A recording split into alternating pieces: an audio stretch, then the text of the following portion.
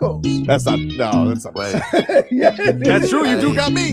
Get over here, Marcos. Let me look at you. They don't want it.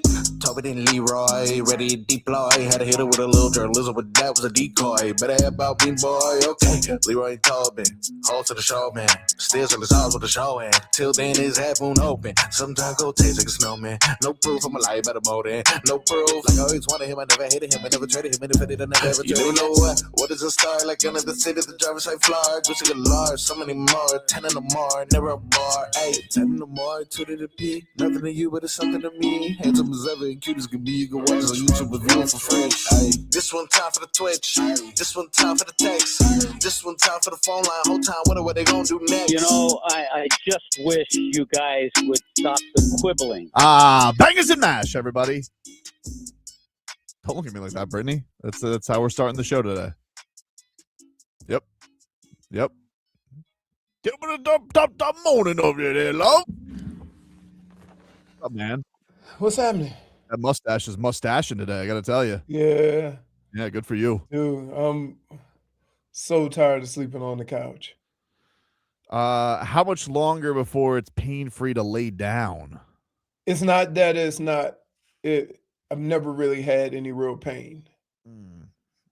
It's just very awkward, and I have to sleep a certain way. And I can't sleep that way on the bed. You a side sleeper, dude? Yeah. Interesting. I'm a side sleeper. I can't sleep like Dracula. Why not? It's so comfortable. I'm telling you, the scariest thing in the world is I look over at my wife, and I think at any moment in time, she's just going to raise up and say, "Can I help you?" You really think that? You think of people when they sleep like that, they sleep like the dead? Yeah. Interesting. Brittany, are you a side sleeper? Yes, I am a side sleeper. The only time I will sleep on my back is when it's the forever sleep. When people will be walking over viewing my body. Interesting. I mean, they could do it however you want. I think they could have a side sleep casket if you wanted it. No. What? They could. No. They're like, look at him. He went out the way he liked it every night. Side sleeping. That sounded very weird. If you die before me and I give you eulogy, can I say, he would have liked to be side sleeping right now? It would be very fitting that you would say something that everybody would look at you and go, "What is he talking about?" No bits at the funeral? No bits. No, you know what? I think I want to go out with bits. I want bits. Yes, absolutely. Like, I think you should go up there and say, they don't make him like Brad Pitt anymore, but this guy, he was close, right? Like, and everybody. This guy could really dial it up whenever he wanted to. Yep. Beat science on several times. This time, not so much.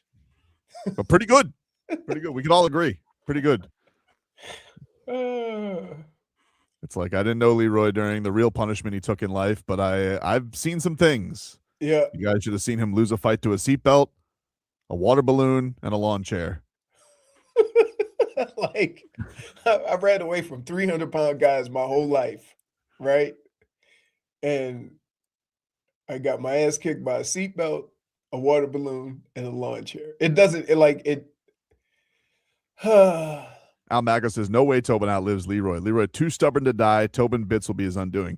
It's what I think about every time I'm underwater, because I do always think to myself, man, whenever I go snorkeling, the thing I always think about, especially if it gets a little choppy, I'm like, if I die in the water, man, Leroy's never gonna let me hear the end of it. I was literally, like you'll never hear the end of it. I'm gonna be hearing that, wherever the you know what I'll go up and say for my bit?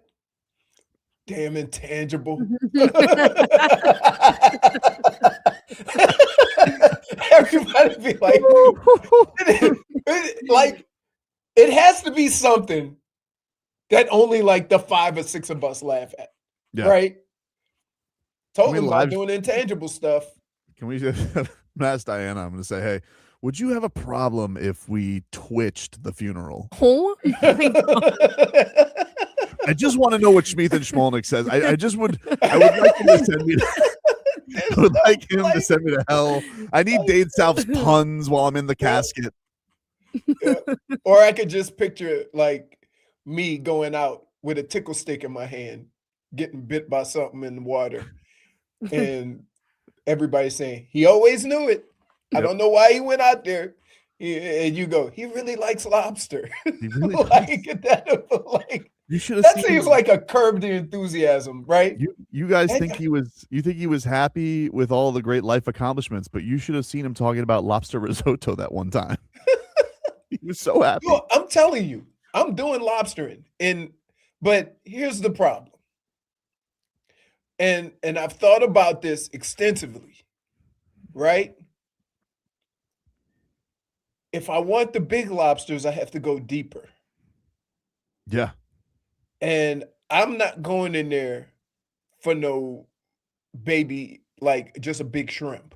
Yeah. Like You know, what do they like call those the things? ones they serve at they call langostinos. Langostinos. Yeah. I'm not going, listen, I know all the names. I know the names because when you go to certain these restaurants and they tell you 2 lobster tails and you go up there and they're giant shrimps, right? Yeah, I feel hoodwinked. Give this man a point. Schmeathan says JFig will show up to Leroy's funeral 2 hours late. Right? And then go, he probably wish he had shown up 2 hours late. For Witcher. Oh, yeah. Oh, man. The train. She'd come in. Oh, my goodness, the train. Yep. But no, I've been having dreams about this. About your funeral or the lobster? No, lobster. Really? I really like lobster, dude. So you've been having water dreams? Like you're sitting there in the chair and you're just like, first of all, now let me be honest. It may take a while for me to commit to it, but just keep showing me lobster dishes. do you feel like, not to psychoanalyze, but do you think this has anything to do with your daughter going off to college? Like, do you think this is like your empty nest hobby that you want or something like that? No, she's home now. I understand, but she this is a very big life change. I mean, if there's literally one thing I never thought you'd do, it's aquatic hobbies. But for lobster. I mean, I get it. I really like lobster. Done anything yet? I don't think he's gonna actually do it. No, I'm committed to this. You're committed to it. Are you sure? Yes. Because when we start talking about it for too long, you get this look on your face. No. That says, I don't think I could do this. Dude, I'm telling you. Jennifer has texted in. No. She says that Schmeathan can kiss her ass. You can't say that in studio right now, but she'll be here eventually. So no, I'm telling you, I'm like, do I wish I could just put a big net in there with a little bait and then just crawl in like every other animal? Well, isn't that how they? Again, I'm very ignorant to this, so I'm sure that we have plenty of people who they have lobster traps. Yeah, I thought that they had traps. Like what? Yeah. So what is this? So when you tickle stick, do you barehand it afterwards? Like how does it work? Yeah, you like, go under there and you initiate. You're basically going under there and initiating activity. Oh, I sure wish I could put a little shrimp on the end of the tickle stick to lure them out. Lobster tickle stick. I got to see some videos of this. Never thought about it. Tickle out a lobster. How to tickle a spiny lobster out of a hole or ledge. All right, let's see what you got. Real hazardous. I'm going to try and check this video out during the break and see if I'm up for this. In the meanwhile, let us get to our headlines. Those are brought to you by Doral Volkswagen, home of the Pricito, our lowest price. Visit Doral Volkswagen or at DoralVW.com. The Miami Marlins back at it tonight. Yeah. They are taking on the Pittsburgh Pirates. Our schizophrenic Marlins. Yep. Never know what you're going to get. You got tonight a great pitching matchup. You got Yuri Perez up against Paul Skeens. Has you been pitching probably the best? I think so, yeah. Month? He's been pitching really good. Yeah, he's been impressive. 6:40 is your first pitch tonight from Lone Depot Park. 6 o'clock Marlins Why on do they do 6:40 and not 7:10? Like, why do they? I think it had to do with. I think part of it had to do with just like, hey, we're weekday games. What are we getting for attendance anyway? Let's see if like earlier works for us. I think it had something to do with that. A lot of teams are doing TV. But maybe it's national TV and they do the early game. No, because they do a 7:10 on Friday. Friday's always a 7:10. You go 6:40 and then you go like 9 o'clock. Yeah, and then I think for 6:40, but I don't think they've done that. I don't think they've switched since they've gone to the pitch clock, because baseball flies now. I mean, I know people don't realize this. Hey, I mean, man, Mrs. Tobin and Sophia Tobin looking at me and Tommy this week. Oh,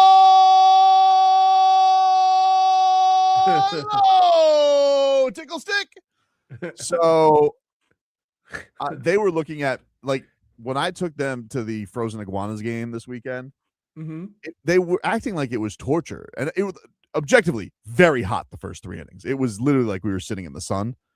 But then it cooled down and they're like, can we go? I'm like, but now we got a breeze. Like, why can't we stick around? Because the game was humming, baby. It was flying. They got that pitch clock.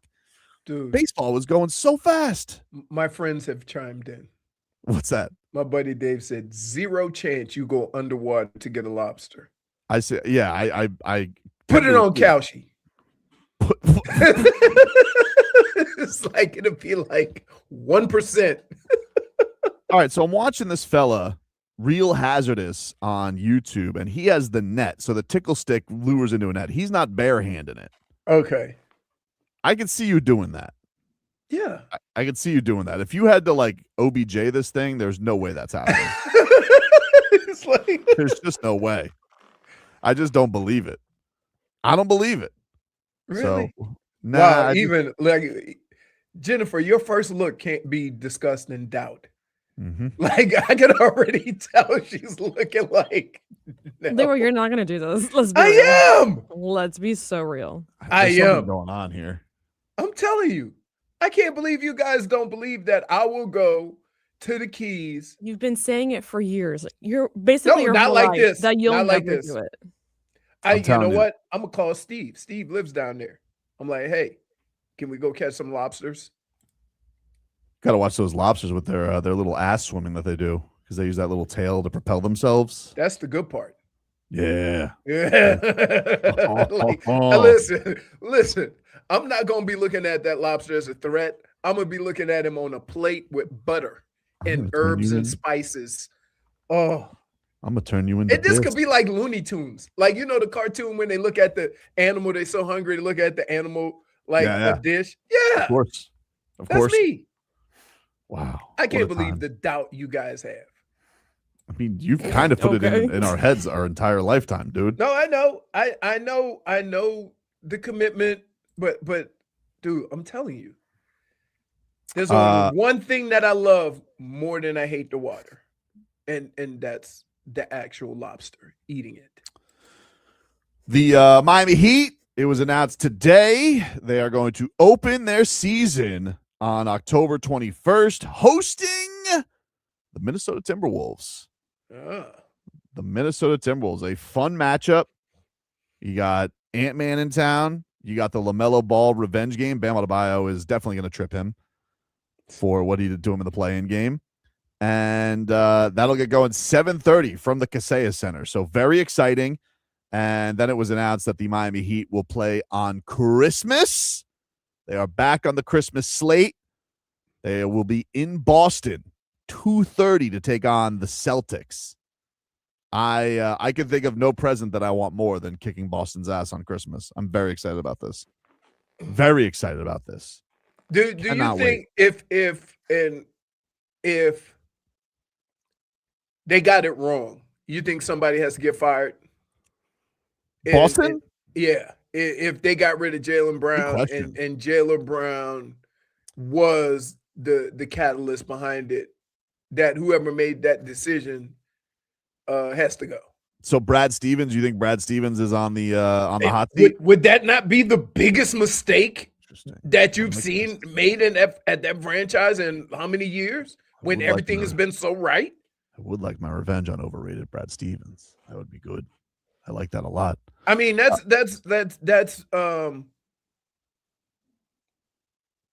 like, holy smokes. What can you know what I mean? Mm-hmm. That'd be like tragic that you made the move Would it to be keep tragic? one guy over the other. That would be the equivalent to, well, the Bulls actually did it. Instead of working something out with Jordan, they say it's Pippen's team now. Or did they get rid of Pippen first? I don't recall that. I think what happened was Jordan wink, went away for a little bit. Wink, no, and then he came back. baseball. But I'm saying when he went to Washington, did they had already gotten rid of Pippen? No, he went away and then he came back again. Pippen then went, and remember, Pippen had a notoriously cheap contract, right? Throughout the entirety of that. So then he got paid in Portland, right? But he was very. I mean, that was the entire Last Dance was disparaging how disgruntled Scottie Pippen was the entire time, right? So yeah, he ended up getting paid from Portland, but. No, those last couple of years, Jordan got paid a lot of money. He got paid a lot of money. Right, but I'm just trying to think when he went to the only time Pippen had the Bulls by himself is when Jordan took the break. Yes. Okay. And they had a good record. So they both you know what I mean? They both left at the same time. The Bulls one that probably bit him in the ass more recently was Jimmy Butler, because they didn't want to pay Jimmy Butler because they just thought he wasn't worth it, and then he went to the Sixers and they were really good, and then he went to and then he went to the Heat. They would have. I think the Jimmy Butler story would have been a different story if Kawhi wouldn't have hit that ridiculous shot. Maybe he never comes to the Heat. Who knows? Would have been interesting. But here's the Christmas Day slate: 12:00. The high noon game is Spurs, a finals rematch. Spurs at Knicks. Then you have Heat at Celtics at 2:30. LeBron's return to LA. Sixers at Lakers at 5 p.m. 8:00, Thunder at Wolves. And then 10:30, as it feels like it is every year, Nuggets at Warriors. I feel like that's the matchup every single season. Well, it's got to be two West Coast teams. Yeah, of course. So that is your Christmas slate. The opening game, the opening day game, will be the day before the Heat's opener. It'll be Tuesday, October 20th. They're doing a triple header afternoon game. They're doing it hockey style. They're going now they're not playing the champs. They're not putting them in the afternoon. So, I mean, at least they didn't blow that. But they're going Celtics at Pistons at 3:00, then Sixers at Knicks at 7:00, and Thunder at Spurs at 9:30. And all those games will be on NBC. So that is your lineup. That's a good lineup. A good lineup. Yeah, Good lineup. So I like when do the Heat play the Bucks first? They don't have that out yet. So so tomorrow they roll out the NBA Cup schedule. I don't know if they've said what group the Heat are in, but I'll look at that during the break. And then Thursday at 3, the whole schedule comes out. Okay. All right. So today was just the opening nights and the Christmas games. Right. That was the big so feature. Thursday you'll play that's a win and that's a loss. And for the last 3 years, you had them as the 3rd or 4th seed, and they ended up in the play-in. Al Macco says Jimmy went to the T-Wolves for. All right, sorry, Al Macco, my bad. What are you, Wikipedia? Sorry, I forgot. Yes, he went to the T-Wolves. He was supposed to go to the Heat, didn't go because Tom Thibodeau got greedy. Goes to the T-Wolves, then he ends up going to the Sixers, and then he ends up going to the Heat. All right, and it's now there for you, Al Macco. Flashing out, dude. Jeez Louise. Somebody give him I don't understand sometimes. They want silly sauce. We're lashing out. They want your hot takes to be accurate. My bad. Sorry. -1. I'll take it. I'll take it on the chin. By the way, you're still getting one for tardiness. For tardiness. How long have you been saving that for? Since you got here. Meanwhile, the Dolphins, they're off today. They will have a joint practice tomorrow. They did put Zane Gonzalez, the kicker, on IR. So that's crazy. Like I'm telling you, they can't. Technically, you can't cut somebody when they're injured, right? But yeah, I think you have to come with like an injury settlement or something like that. You have to do an injury settlement or pay them. But here's the kicker. Here's the kicker. Like, has anybody ever said to themselves, "Oh no, we lost our kicker. We're in trouble." You go, "Nope. Who's available?" That's what they did last year. I mean, the Dolphins didn't have Jason Sanders, and they just had Riley Patterson, and he was fine. Right, but that's my point. Like, I honestly think the most impressive thing, I'll never say this guy was good at his job because he wasn't. He was a bum. But the most impressive thing Chris Greer did was go an entire season with like 6 long snappers. I was like, how's he keep finding them? It's impressive. Because keep in mind, you always have a backup lineman or a lot of tight ends or linebackers, special teams guys. Yeah, but they kept going off the roster. Like they kept but it's still the same type of guy. They called up the intangible long snapper ranch and be like, give us another one. We're out of our 3 games. Yeah. And they couldn't cut the other guy because I think the other guy, they couldn't get rid of him because he had like a health issue. Right. So they never could just outright like take him off the roster. By the way, as far as replacing players, and this is just the reality of it, long snapper and kicker. Those two literally you can find anywhere. Dade South says, remember when Tobin wanted the center to be a long snapper? I still stand by that. I think it's a great idea. If you're a center, you should know how to long snap. Nope, that's not true. You know why? You should. You know why? Sure. Because a long snapper has really long arms. All centers don't have really long arms. Remembering the Brett Romberg, of course, with his T-Rex. No, arms. but that's you have to shove your arms all the way through your legs. There's got to be short arms. It doesn't happen. There's got to be some kind of a center who is built for it. I maintain you could save a roster spot if your center could do this. It's usually never a center. I understand it's never usually, but imagine we have Shohei. It's not. They don't do it. You're telling me Shohei Ohtani could strike out 10 and hit 3 home runs in a game, and we can't find somebody to long snap and regular snap? It's the dumbest thing I've ever heard. There's got to be some prodigy. Their body type doesn't. Dude, go look at the body type of a long snapper. They're built like tight ends or little bitty linemen or linebackers. I've seen long arms. They can get their arms through their leg. It's like, literally you're throwing a ball between your legs. If you got little short arms, half the time the ball's going to roll. Aaron Brewer, he snapped some of them real hot past Tua. You tell me he can't snap it a little bit longer to the kicker? Not the same. I think he could. Dude, first of all, a lot of centers that do that do shotgun just throw that thing back there with one arm, right? You're talking about now throwing it 15 yards and quickly. I think they could do it. No, I think they could. Oh boy. Well, I know they can't. So there you have it. No. I know you've never seen it because no, I know why I've never seen it. I'm telling you why. You're telling me sports doesn't evolve? Oh my God. When you look at offensive linemen, who is the short, stocky guy? The center. Usually the center. Right.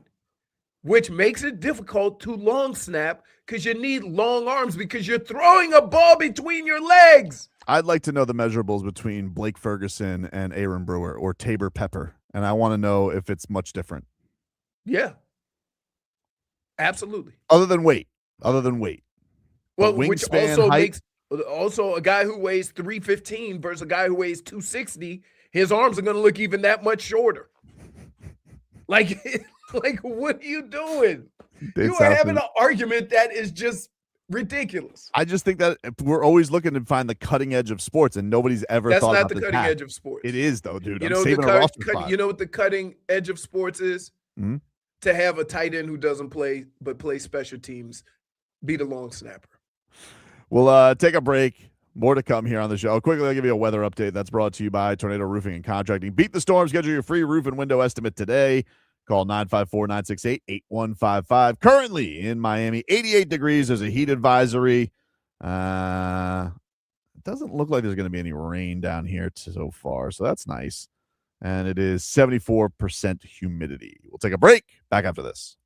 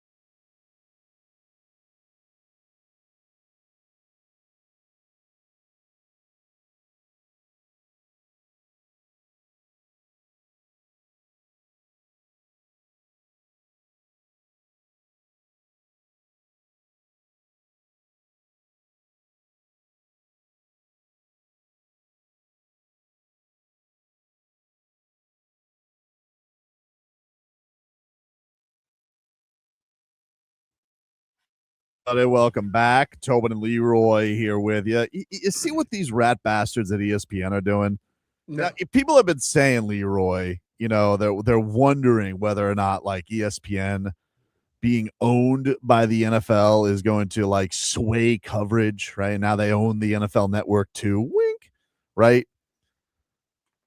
Today, these rat bastards go out and they send that Kyle Brandt, this Bills propagandist. All right. Oh yeah. Jeez. And they send him out there and they're like, Kyle, go do a tour of the stadium. And I'm just like, oh, okay, dude. Let me get So this. it's gonna be the greatest thing ever made. The greatest thing ever. And they're like, oh, no, guys, it's really good. You guys, you're gonna love it. You do realize that the NFL is owned by the owners. Yeah. So yeah. That's so how. Was it Pagula? Does he own the Bills? Yeah. He's like sending in. Hey, we're doing a stadium tour on ESPN today. You got to say to everybody, it's a great stadium. Hey, listen, nobody's saying that you guys probably don't have great things going on in your stadium, but you also have a bunch of blind spots for your poor fans. What is rule number one when watching a sporting event in a stadium? That everybody has a good view of said contest. That's right. Being able to see. Right. The bare minimum. Like the one thing everybody says about Jerry's World, it's big, it's massive, there's a bunch of people. But even if the people look little, you got this huge jumbotron you don't even need to see.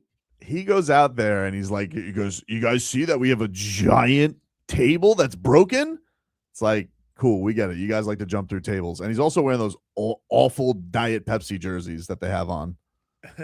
Just terrible. They did the same thing with Josh Allen. The first day, everybody's like, hey, those jerseys suck. And they're like, Josh, get out there and tell them the jerseys don't suck. Well, and listen, he gets paid handsomely. I get it. You're going to go out there and say, hey, these jerseys are great, right, kids? No, they're lame, Josh. Come on, you like them. So you send Josh Allen out there to lie, and now you have ESPN doing a tour. Hey, guess what, guys? Here's a solution. If every fan gets a behind-the-scenes tour, maybe they'll like it better, especially the ones who can't see the game. That is definitely behind the scenes. Yeah. Behind the wall. And, here's the luxury box, which will block your view of the end zone. What's worse? Because I got to tell you, the Color Rush year was hard on the eyes at times. Oh, yeah. Color Rush or the Pepsi jerseys? Pepsi jerseys are bad, dude. I just don't understand. All red, like two teams wearing all red. Like it was a reach. It was a reach. They tried too much. Sometimes, listen, teams try too much. I get it. But this one's weird to me. It's just like because everybody liked their alternates last year. They did the icy whites. Everybody likes the icy Everybody whites. like the Vikings did it too. The Vikings ones were cool. Yeah, that and guess what? By the way, your iced out jersey should only happen in places where it snows. That's true. Right? Like that's true. So the down south team should do like Vice. Yeah. Or something similar to that.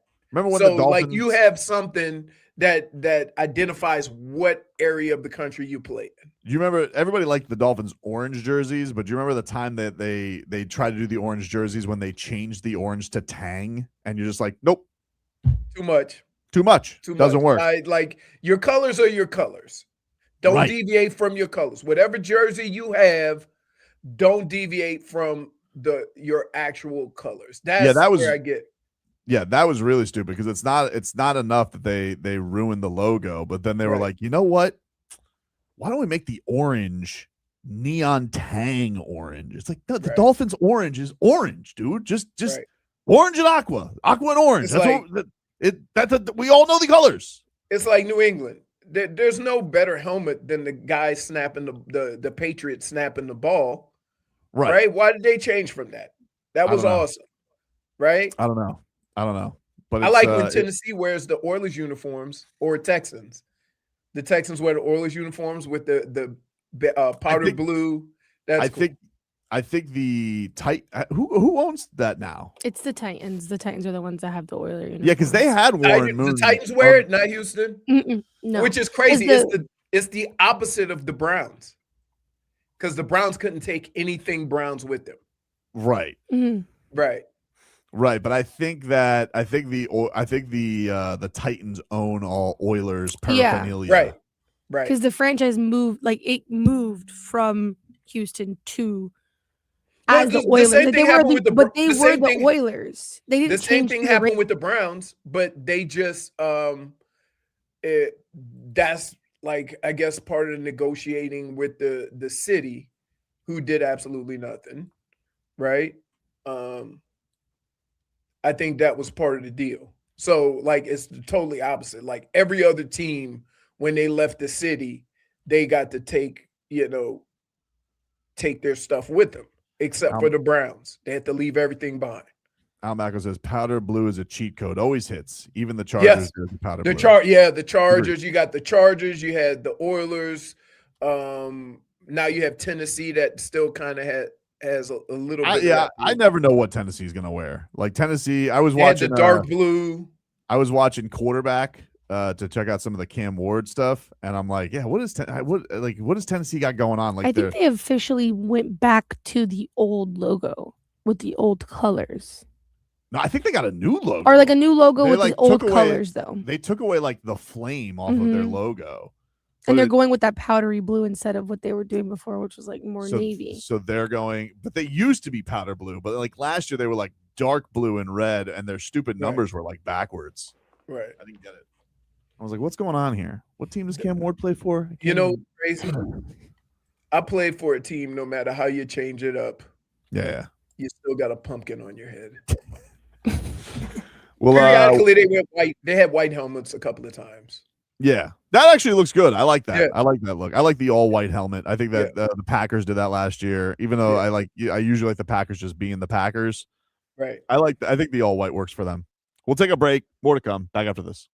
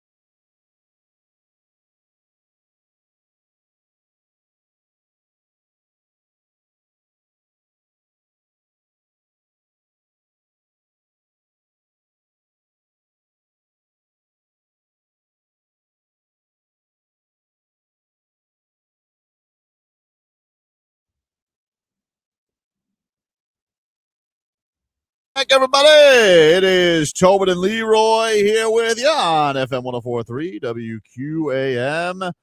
Take you guys up until 2 here on the program. And I want to let you guys know we got a fun contest going on right now. Odyssey and our sister station Kiss Country presents Stars and Strings.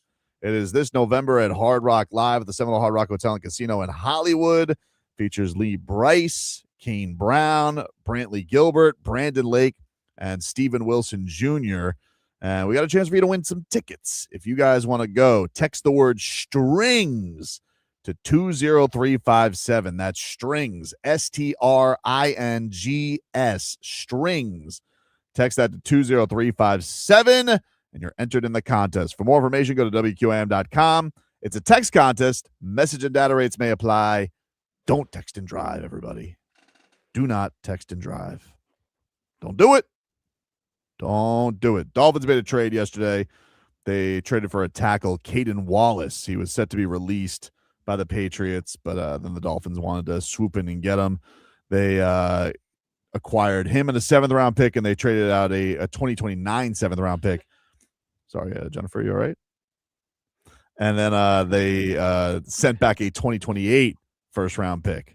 So that is your deal. I got to say, I'm not really fired up. The Patriots line stinks. So getting back right, like I'm thinking, ask their quarterback about him. Yeah, I mean their line's not very good, so I don't know how to be very fired up about this. It's crazy. I don't know what to make of this division, simply because Buffalo changed coaches, but the problem that they had was on the other side of the ball. It wasn't with Josh Allen. And they bring in a first-time defensive coordinator, right? Mm-hmm. I don't know what's going on with New England. They haven't proven they could protect their O-line, their quarterback. I think it is going to get a little better because you're going to have health. But, like, all the stuff that's going to go on during the course of the year, it does play a role in it, even though I hate to say it. Like, you think that professionals can be professionals, but you're also human. And what part of all the other stuff is going to wear on that team, along with a tougher schedule. And now everybody knows what, they can do. Yeah, listen, it can happen where a guy transfers and he can get into a. So that happened with Brewer. I mean, Brewer was looked upon as an okay player in Tennessee, but a lot of Tennessee fans were happy that he was gone. Right. And now he's regarded as one of the best centers in the league. So, I'm not saying it's impossible for Wallace. I was just like, the Dolphins got a lineman? All right, cool. Who? From the Patriots? All right. If they're letting offensive linemen go, he must suck because their offensive line was bad. So just imagine you're getting let go from a team who had that unit that wasn't very good last year. So how bad can you be? I know. I do the logic. I got it. Right. Shmita says, meanwhile, the Eagles are saying Markel Bell is a future Hall of Famer while the Dolphins have to motivate their top pick. Yeah, I saw that yesterday. Lane Johnson came out and was just pouring the praise on Markel Bell. Look, they always do that, by the way. That's not but no, he specifically praised Miami. He praised the way he was coached at the University of Miami. And I'm know what? There's certain schools. There's certain schools where you think if you get a certain player, that it's just going to work out. For example, wide receiver at Ohio State. You feel good. If you say, I got a wide receiver in the 4th round, he's from Ohio State. That changed, though, because I felt like that wasn't always the case. And then it was, and then it wasn't, and now it's back. Bless you. Sneak attack. Couldn't hit the button quick enough. Coughs all over the place. Goodness gracious. Are you guys okay? Are you okay, Brittany? I haven't sneezed yet, so. Spirit Leroy made me sneeze. Yeah. Well, I wasn't sneezing. Like I was hacking up a lung. I apologize. I still feel it right here too. Do you want to get some water? Yes, I do. Go get some water. You got your he's dismissing you like in school, like when you cough in school, and the teacher's like, "Hey, you want to just go get some water?" Yeah. I always took that opportunity. I said, "Yes, thank you." Yeah. Markel Bell being awesome with the Eagles, not surprising. He's a moose. But also, let's think about this. being a good offensive lineman or being able to work in, say, Detroit or in Philly, right? They just do things up front a little differently. Sure. And so, like, part of it is the system you go into. You see what I mean? That does happen a lot. Like, guess what? You're usually going to find a pretty good receiver if you go to a team that throws it 40, 50 times a game. Yep. Like, just look at the Rams. Look at Seattle. Like, they got a wide receiver that made Geno Smith. Right? So, like, yeah. You think people are going to sign? I saw Puka Nacua is going to be up for a contract soon. He's got a little bit of that baggage. Like, you think like they're going to be like, oh yeah, we're going to totally keep him around because he's very good, but it feels like he gets to do a lot of off-field stuff too. I mean, when you talk about where they are, right? They're not in a position. That organization is not in a position to be playing contract games right now when you're so close. Yeah, with Stafford being his age, right? And so that trying to get Aaron Donald out of retirement, right? Can you, man? I can't think of a team that I ever played where the guy coming back to join the guy you are terrified with might be more terrifying than the guy you're already scared of. What's he waiting for? The last week of training camp? Is that like he's just waiting for that? Yeah, and then he'll absolutely. be back. Absolutely. Why go out in the hot sun if you don't have to? I think part of the problem might be the contract. How do you leave? How do you leave? Getting paid $30 million and come back making $2 million? That has to be decided by now, though, right? Like, if this has been talked about since they made the Garrett trade. But also, you know what else? Like, they know he already is a workout beast. So they'll be like, yeah, you can just come a couple of weeks left preseason, right? Like, that's part of it, too. Crazy. We'll take a break here on the program. More to come. We're back after this.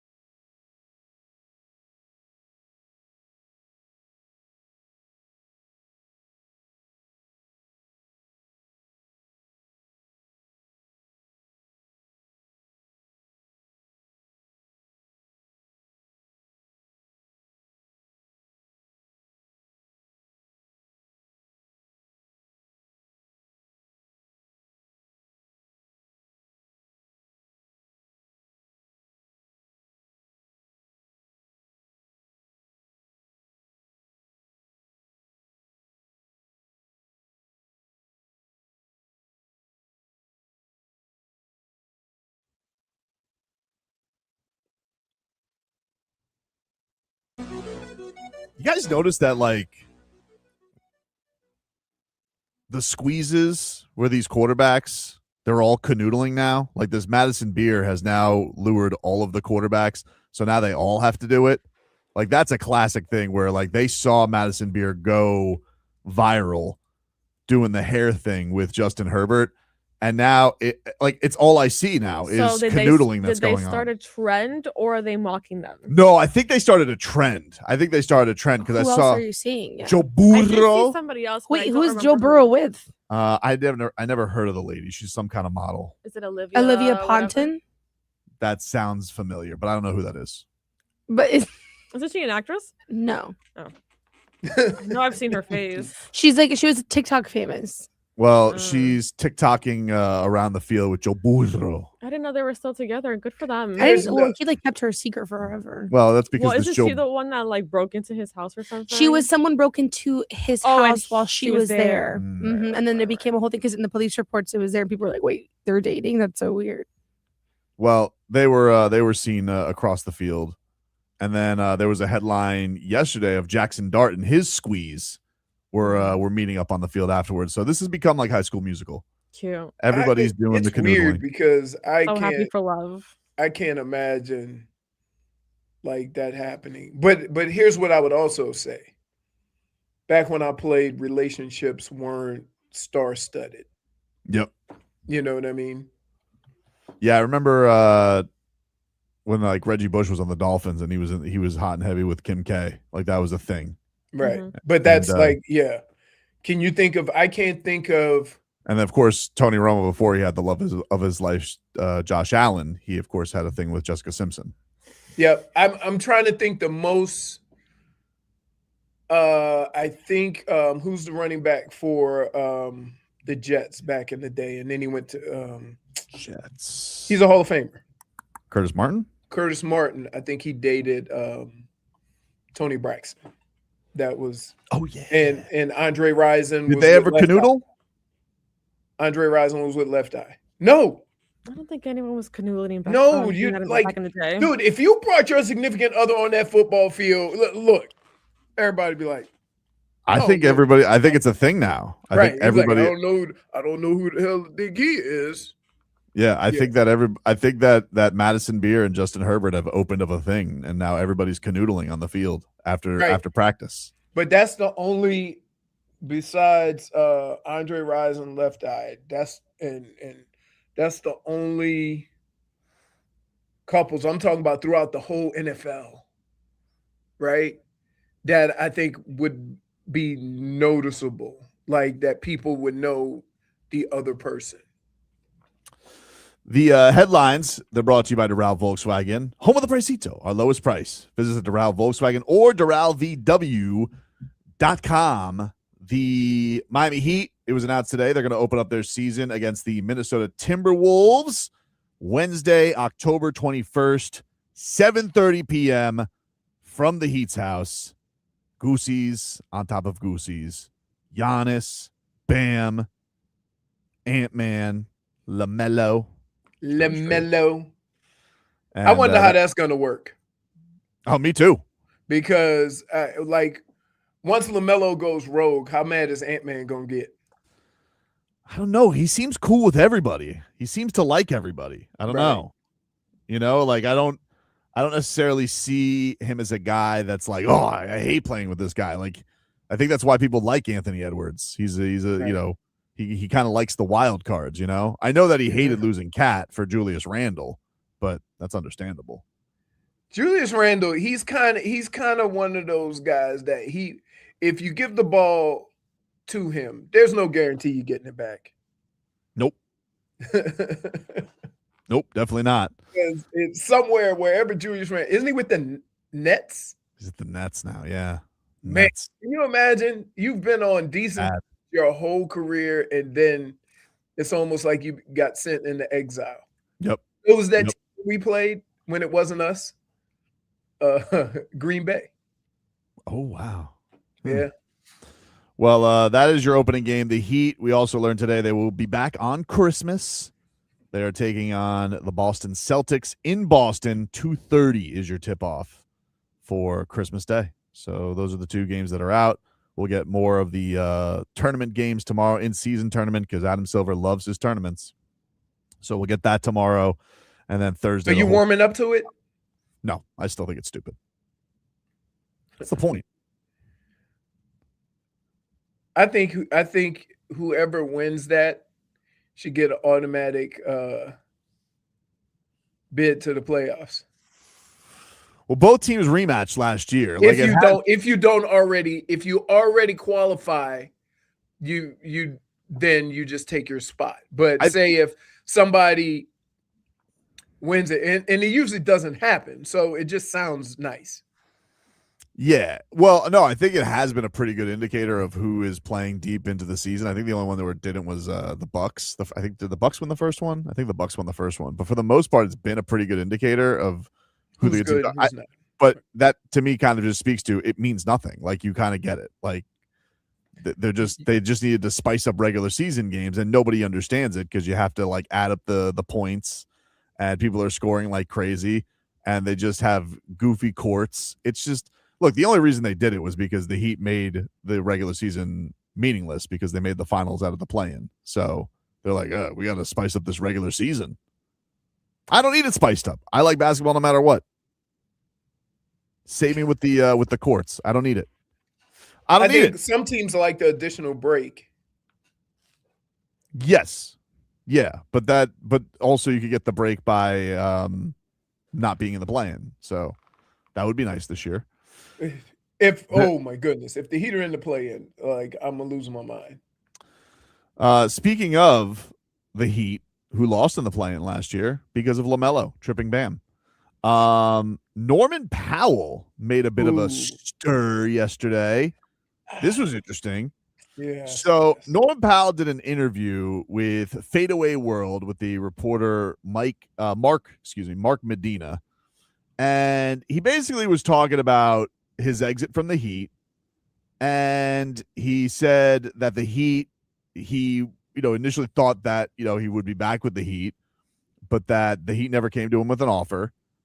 And Norman Powell didn't sign for very much money. He signed for like 2 years, $42 million, but only 1 year is guaranteed because the other year is a team option. Right. So he's only getting $21 million for a guy who was an all-star last year. Right, which is crazy. So he said he was talking about the breakdown of this, and people took this really poorly. Like it went really badly for him on Twitter when this got aggregated. I think first you have to know who's saying it. That, and a lot of people don't know Norman Powell, but we are familiar with him. So when we hear these words, we take them differently than other people may take it, right? Yeah. And I think that's where this is. I think that's fair. I think that people just, they read the one thing, they don't really read the quote or they don't read the back and forth interview. Like it wasn't a story, like the guy printed the entire quote. But he said on Miami, he said, honestly, I thought it would be going back to Miami throughout the course of the year. We knew that they wanted to get Giannis. We heard some rumblings that Norm, Bam, and Giannis sounds really good. So I thought that was the path. But when the trade is on the table, that was in season. I don't know the talks behind it. I don't know what Milwaukee's stance was, but it seemed like they were, if you want Giannis, you have to take Bobby Portis. And I think that played a part in it because the CBA rules hard cap and sending money out and receiving money. Now, I'll break here for a second. That is true because the Heat took back Bobby Portis in the trade. That's why the Heat are capped at a certain level at the first apron, even though there's people have second aprons and all that. The Heat, because they did a trade taking back more money, that's where they're capped at for this season. They can't go above that. Right. He said that put a tough swing on things in my eyes, but I could be totally wrong. They could have made moves and done things if they wanted to. Obviously, Wiggs would have had to opt out of his player option, take less than his $30 million, and they would have had to move Nico. But the teams are going to do what they want. They didn't make the moves necessary to do so. So it's about being ahead of the game and seeing how things played out. My agents were on top of it. They gave me an outline of how free agency would look. And as the news was coming out, different guys, contracts and trades, they kept me informed on what would be next. It wasn't as cut and dry. So people were like, they just read that, like how he was playing out He really was breaking it down pretty good. He was breaking it down. Yeah. But people took it as, wait. You thought Wiggins should have taken less money.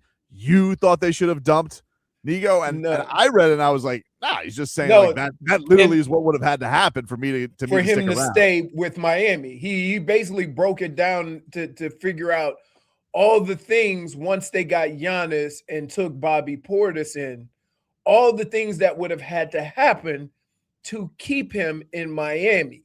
Yep. That's all he was talking about. And it only takes a couple of knuckleheads to make comments, and then everybody starts responding to it. Yeah, and so like he was getting lit up, and a guy in Norman Powell who doesn't tweet at all. Like he's not like, you know, an active social media guy, especially on Twitter. Like he usually puts a lot of his stuff that he, you know, has his media team edit out and puts that all on Instagram and things like that. But he's not a tweeter. That's not his thing. But yesterday, as he was joking, he goes, I'm in my KD mode. I have time. So he was responding to all these people about the issues. Like one guy told him, so admit you'd rather take a bag as opposed to winning another chip. Can't blame you, but at least have the negotiated part of the mid-level to stay. He said, for the 1,000th time, Miami never offered anything to negotiate. So what are you talking about? You guys have all made up your own idea of how the NBA works. He said, would have loved to stay in Miami, but at the end of the day, I have to go where I'm wanted and appreciated. Fans saying all this stuff, like I said in the interview, Miami never offered anything. He was never offered a deal. Right. Now, the problem was one person saw his name in this and didn't like it. And that person was the wrong person. Bobby Portis. Yeah. So Bobby Portis saw this tweet from the Heat Realm, who put the quote out, and he said, yo, Norm, then he added him. I always respected your game from a distance. We in the same draft. Shout out to 2015. You have to shout out 2015, JFig. You have to. Only about 9 of us left, but keep my name out your mouth, brother. I ain't no throw-in piece. From champ to champ, respectfully, King. Be blessed, brother. Wow. Respectfully, King. So that's just putting somebody on notice. Like, yes. Tread lightly. That's basically what they're saying. Tread lightly. But the problem is that sometimes reading words don't give it context. And he doesn't realize that he didn't say Bobby Portis was a throw-in.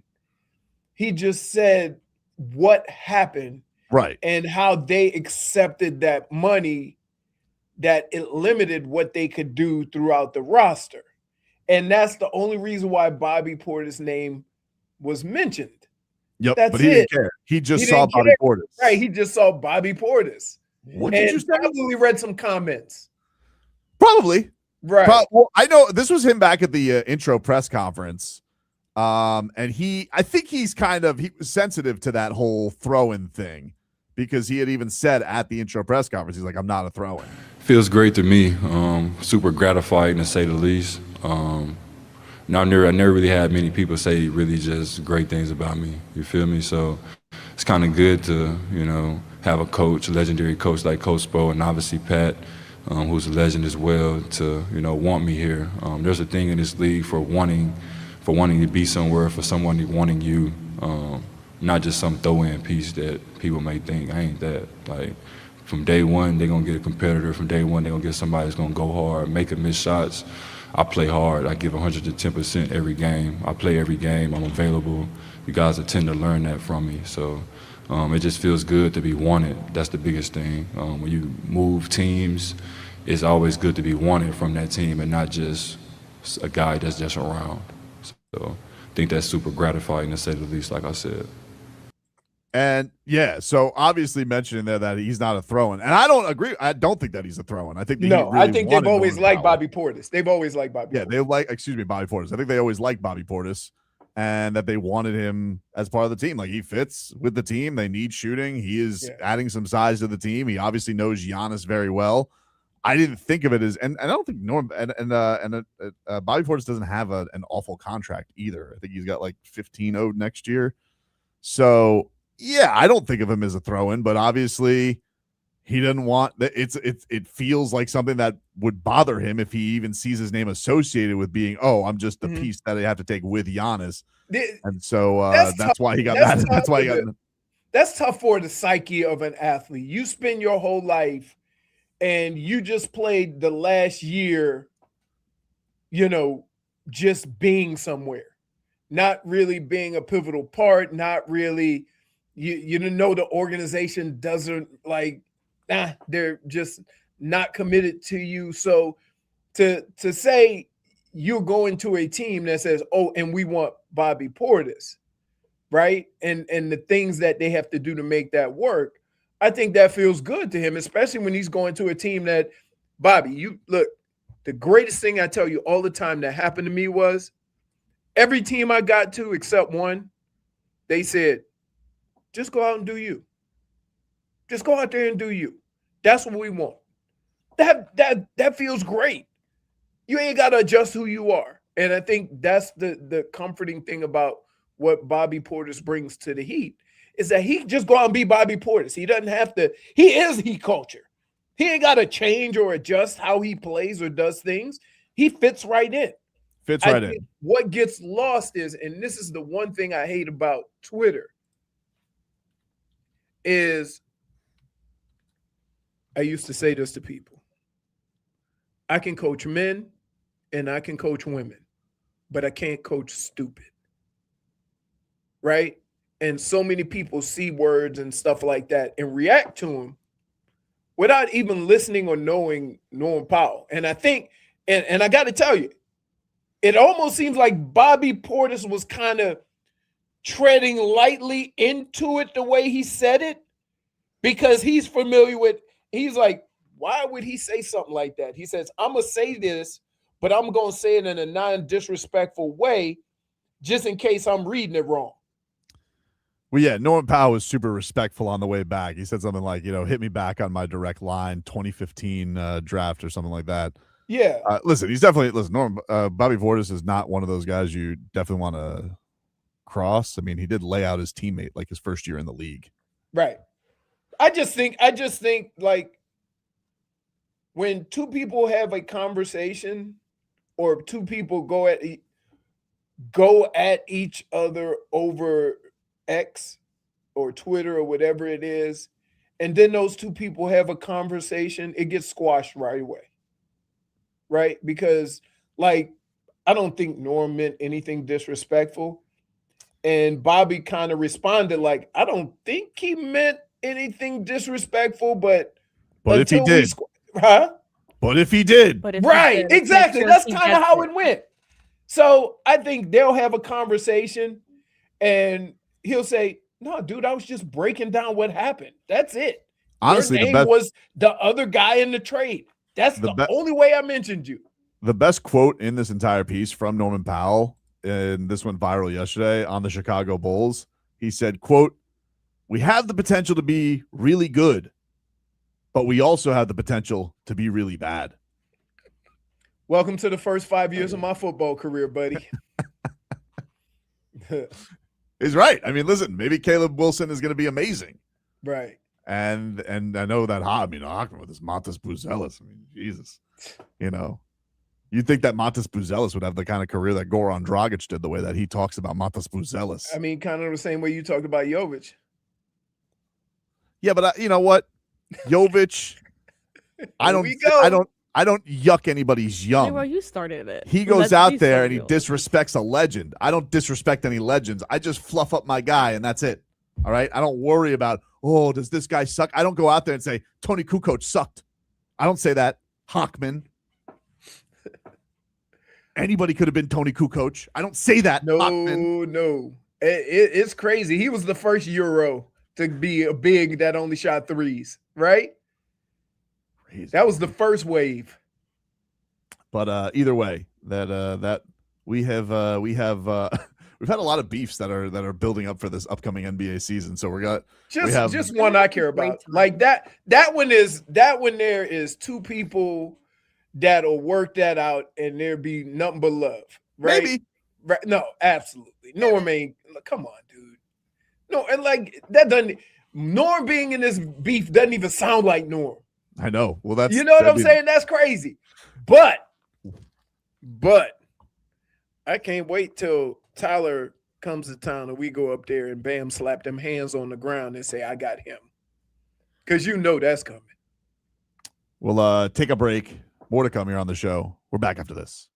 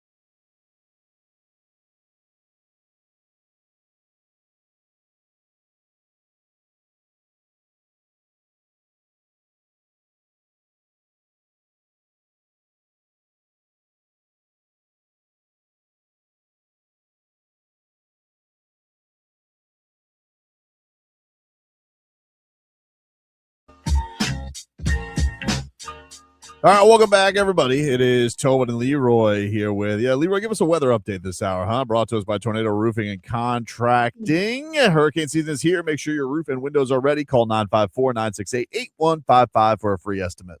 I sure can. It is quite breezy outside, 15 miles an hour, maybe gusting a little bit higher than that. Winds are out of the east, southeast. It is partly cloudy or partly sunny, however you want. This time of year, I'm going to say partly cloudy because that usually means at some point in time of the day it's going to rain, and it is hot as hell. It's got to be pushing 90 degrees already during the course of the day. So look out for the rain. Stay hydrated, champ, and drive safe. He's right. 90 degrees, mostly sunny. Mostly sunny? Yep. Over here it is. I mean, here is pretty sunny. Very pretty. Very pretty right now. Yeah, but also I've done weather at my house, and you guys have been talking about the hurricane that's going through. What? Yeah, I'm talking about how hard it's raining. Oh, okay. For a second, I'm like, I didn't hear about a hurricane. We haven't even. Is it weird that we haven't even really had a whole bunch of activity? You know what? I'm not even going to talk about it. We're not addressing this. Did I put the? Why would you say that? We're -1. We're not saying that. No. Come on. We have to acknowledge that there's being a people jinx. out there that are having worse lives right now in Venezuela and in Colombia right now. Yeah. And I think Japan also, right? Mhm. There Earthquake. was an earthquake in Japan. Yes, I think so. So you have to remember that. All right. Bum. And because of the fires, they kept the hurricanes away. And there's fires in Oregon and Washington. Oregon and Washington. My safe space. Did you hear it? What's your safe space? Washington. Washington. Washington is your safe space? She loves I Seattle. love Seattle. Really? You know who lives in Seattle? Pearl Jam. Metcalf. Oh. Does he love Pearl Jam? No, but his dad played for them. That's where he grew up there. He grew up in Washington and then went to Seattle. Schmieden says your safe space is something that you once killed. You guys. JFig's a murderer. It's not true. Okay, dude. I love Seattle, guys.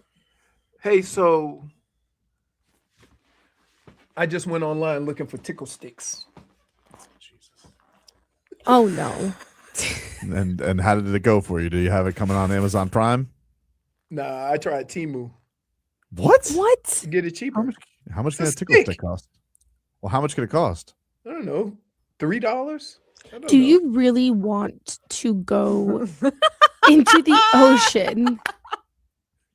Do you really want to go to the ocean with a Temu tickle stick What if when The you're most important part scared is- of the already most important part is the net.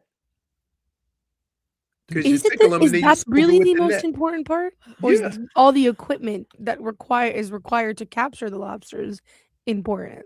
A tickle stick in a net. That's it. Yeah, but like I don't know why you got to go so cheap on it. Like, don't you Yeah. want something to contain the lobster? Yeah, Leroy, I wouldn't It's do a that. stick. Yeah, you sound prepared Look, for this. Bass Pro Shops literally has a kit just for you, a little starter kit for really? $34.99. Yeah. You're $34. good. Yeah, how could you miss that? You're That's so right. good. You'll be all. And if you want to go to Are you gonna come with me? $39.99. if you want me to, You don't like lobster? I love lobster. I said if you want me to come. I mean, I didn't know if this is what a That means we solitary can catch activity. more. We can catch more. Or yeah, I kind of feel like you're gonna bail on me, but that's fine. I'll call my buddy Steve. He's gonna have his little goggles. He's gonna Does dip Steve his like? head in the water like this and be like, I'm Does done. Does Steve Everett tickle stick? Yeah, Okay, dude. Look at him. that doesn't mean he does it just Yeah. because he's a giant He- intangible. Can I? Let Can me you also ask him if he wait. would love to be a long snapper? No, brother. Don't let me don't let me start. explain. Don't start. Steve is built. He could have been a long snapper. He's Oh, not that's exactly my like short point, and though. thick. But that's my point. No. You just need to find the body type. So here's the deal. So when the last hurricane hit, when was that? Remember where we couldn't tell where it was going to go? It was going to hit the West Coast. It was going to hit down here. It was a few years ago. Can't keep up. So I was talking to Steve, and I'm like, "Hey man, you safe?" He goes, "Yeah, I'm on the boat and I'm going around to take my boat, my family out of here. And I'm like, you're going to the Gulf. That's where the storm is going. Don't worry. We're good.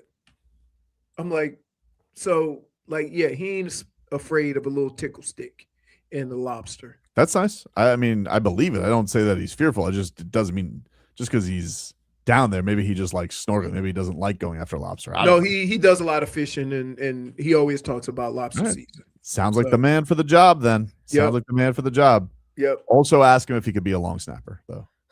Because I think he could. You know what I'm trying to think. In college, he might have been. Not a long snapper, but for extra points. Dude, I know football. College is different.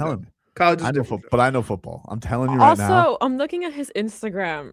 There's literally lobster in several posts. Yeah. Awesome. I know. And crab legs. Oh, that's awesome. He used to always tell me that's all he tell me he does. Like all right, well, I feel much better. He's probably out and about.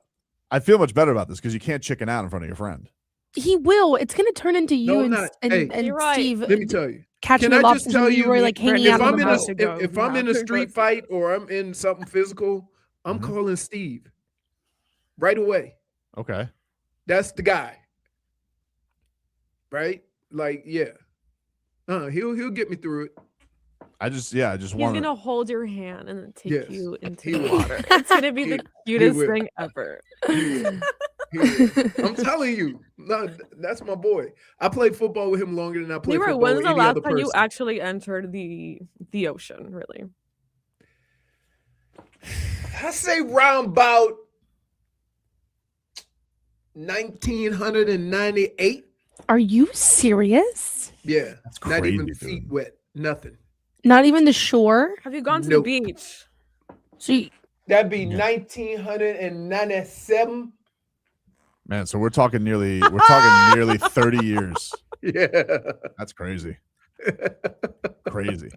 And you're gonna go, and the first time you get back. Oh no, let me take that back. Because when we went when we went on vacation, me and my wife for like my 40th birthday, we were in the ocean. 20 years ago too. Huh? Yeah. So when you went to 18 years ago, Jamaica. Went to Jamaica. Yeah. When you went to Jamaica. Because remember I was telling you about the barracuda we saw and stuff like that. Yeah. So that was again 12 years ago. Thing. Or it might have been when I was 50. No, I think it was 40. 50. It was 50. Right. So yeah. And so 9 years ago. But that was different. That was over there. That's vacation.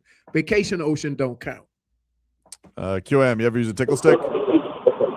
Oh, man. First of all, it's an honor to be on the Tobin and Leroy show. And, yeah, man, I've been catching lobsters my whole life. Leroy, the most difficult part you got to have is holding your breath, okay? You're going to go down and you're going to panic. You're going to be like, I need air. I need oxygen. So what you got to do is if you got a pool, you got to work on holding your breath underwater. Once you get that, you get comfortable holding your breath for a minute or two. Then you go up. Tobin, take him over there by the nut. You take him to Blue Heron Bridge. It's on the intercoastal.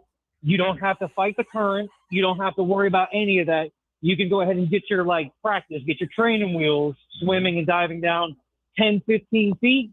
And once you do that and you're feeling comfortable 10, 15 feet, you can hold your breath. Hey, man, anybody can go out and catch a lobster. Easy peasy. Appreciate it. What's your name, buddy? Tom or T-Money. T-Money. Thank you, buddy. Hey. T-Money on the money. That guy. Hey. I like him too. Hold on 1 second. Tom, you go, boy. We're not having lobster preseason? What do you mean? Why not? You need to be prepared. You keep saying everybody needs their preseason reps. Otherwise, you're not going to know how to tackle. Come on, Leroy. Blue Heron Bridge is nice. Come on, Leroy. You're going to go to the nut. I was wondering when you clowns were going to jump in on that one. Yeah, you always got to prepare to go to the nut. Look, these two couldn't wait. Soon as he said it, they start cheesing. Come on, Leroy. Let's see what this bozo has to say. Hey, what's up, Richie? I got a tickle stick for you. When we slap your team around, you lose a tickle stick. Oh my God, you're still living in the past, Richie. It was last you're year built like a already, tickle dude. stick. Move on, dude. Hey, Leroy, You got a don't step in the cakewalk. water, Leroy. There's sharks out there. All right, I've been watching Discovery Channel. It's actually really scary. Like Discovery Channel ain't doing me no favors. Let me tell you, like when they go, here comes the breach. I'm like, breach? They jump out of the water? Me too. Yes. We'll take a break. Get to a little damage is done, my friend. Coming up next.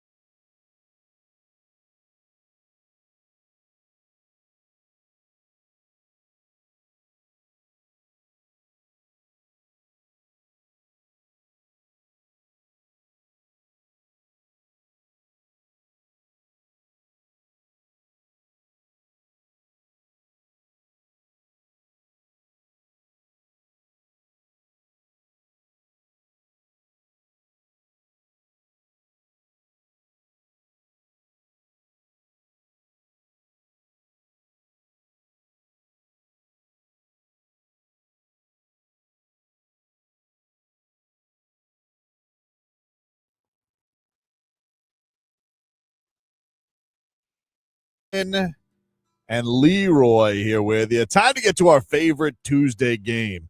The damage is done, my friend. Go around the room, say what the damage has been done. You guys get it at this point, huh? So,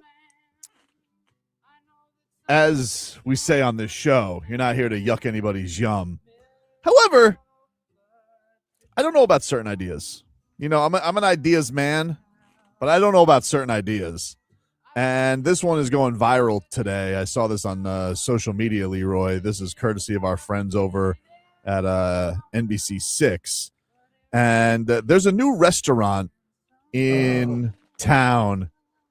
And I don't know about it. All right. Well, a restaurant in Hollywood is offering a new way to wine and dine. The only thing not required, clothes.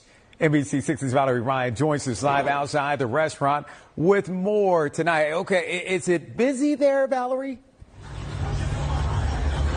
Well, there's no one in the restaurant right now, and there's definitely nobody nude in the restaurant. But the owner says they've started this new dining experience for the past 3 months, and the goal of it is simple. It's to help keep business afloat in today's economy. Nestled in the heart of Hollywood is Class Steakhouse Soiree. CLASS is an acronym for culinary luxury and superb service. Owner and chef Murad Ali says they've been up and running for about 8 years. Now you can enjoy a nice meal here any day of the week, but there's one night a month where things look a little different. The first Monday of every month, we have our nude dinner where guests can come and just take their clothes off and have a great dinner. Ali says the blinds go down and the clothes come off. All right. First off, let me just pause this here for a second. That's an excellent writing job by that reporter. I mean, well done on this. Which part was your favorite? So far, him basically just explaining that he's decided that this is what we're doing. You know, but like and the mustache. His mustache is fantastic. But once a month, are they the same chairs? That's what I was thinking. I was thinking right away that, first of all, there's been naked cheeks in these chairs. That's right. Just been naked a lot in those chairs. Yeah, well, I'm just using my own. Yeah, well, all right. That goes without saying. I'm going to just go with cheeks because that's the nicest thing I could say. Is it like going to a high school football game? You can bring your own cushion? Like, is that how I hope so. Like, is that how it goes there? I don't know. Do they have like cover up? Do they give you a towel? Well, let's find out. Because the windows are completely blacked out. No one can see from outside. Our staff are fully clothed. So there's no entertainment from us. The entertainment is just dinner. He says the idea came after the restaurant hosted a private party for nudists. Once the event was finished, my idea said, let's do it ourselves. Now the experience is open to adults with a 5-course meal and a few extra layers of cleanliness. We have a robe that everyone is offered. We have a leather seat cushion, which is sanitized. And we also have a lap towel. And the concept may not be for everyone, but Ali says that's exactly the point. This is not your grandpa's steakhouse, okay? This is Chef Ali's experience for people who want to do something different. It actually would be your grandpa's steakhouse because grandpa will go in there and he want to look around. You know what I'm saying? Like it actually is your grandpa's steakhouse. He like, hey, let's go check out this naked place. I ain't seen nothing like this in a while. We ain't had none of this when I was younger. Wow. He said no one with that mustache should be allowed around naked people. So, Tobin. Wow. So they have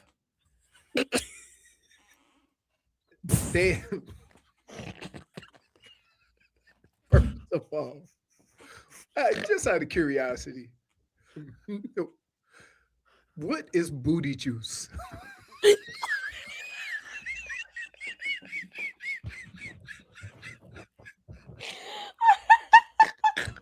Oh, that's making the montage. Yeah.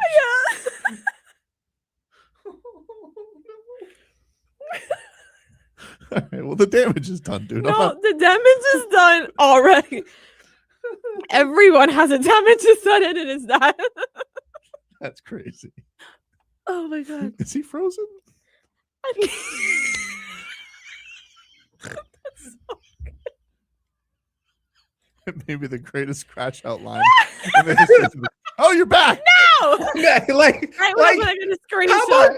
about it just went off when after you said, dude, right after you nailed the booty juice dismount, just like, frozen. I don't like it's not help. Listen, I'm gonna be honest with you. I'm sweating, guys. It's really hot in here. I have never really frequent strip clubs, not my thing, right? Mm-hmm. But you ain't gonna lure me there with food, right? Like, come to the strip club and get the free buffet. No, I don't eat where there's naked. I've eaten the cheetah lunch before. It's really good. Just FYI. But I wasn't naked. There were naked people there, but I wasn't. Right, but naked. I'm just saying, like, it just feels real quick. It just feels different, right? Like, once you see naked people, enjoying a steak or some wings just has a different. What if they drop something and they have to pick it up? Ooh, moons over my hammy. Booty. It's like what's the most awkward thing to eat? Is it soup? When you're naked? Yeah. Just whatever. like if we just elaborate. What do you mean? Particular item? Like if you dropped the soup or something? Yeah, I feel like why are we Jennifer? Why are we dropping stuff? Like, why does everything got to be dropped? You're sitting at a table. Dining experience, things are dropped. What if you accidentally drop the steak knife? That's not good. Let's be real. Like when I wear white, I always dirty my clothes. Imagine like not wearing anything. I have a question. Easy to clean up.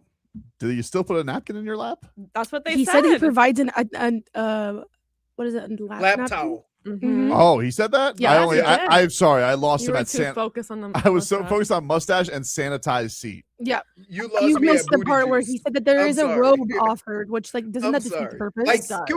Like, he's gonna have something once a month, and everybody that thinks about going to that restaurant afterwards is gonna say, "Oh, people just be sitting in these chairs naked." If I went there September 8th, I'm thinking, what the hell was going on here yesterday? Is it good? I wonder what the reviews are like. You should go, Tobin. Let's see. What's it called? Class soiree? And let's also be clear. Let's also be clear. Everybody should not be naked in public. That's fair. And great reviews. 4.8 stars on Google reviews. Is that on Monday? The first Monday of every month. Let's see. Like, wouldn't it be something the first? How do you feel about going there on the first Monday and they say 2 words, booty juice? What damage is done for you? I don't know. I think you can have. I think you ruined that. Like, you kind of just listen, there, buddy. Listen, damage is done with those chairs. Like what would like no. They're sanitized chairs. I don't care. Leroy. Booty juice. You didn't even know what that was 5 minutes ago. Nope. Oh, I just never thought of it, but I was thinking the whole time that like what are we like? What if somebody eating something spicy? You know what I'm saying? No. Stop it. I'm just saying, like there's you know things... what? Now that you say that, or do that noise, do you go by yourself?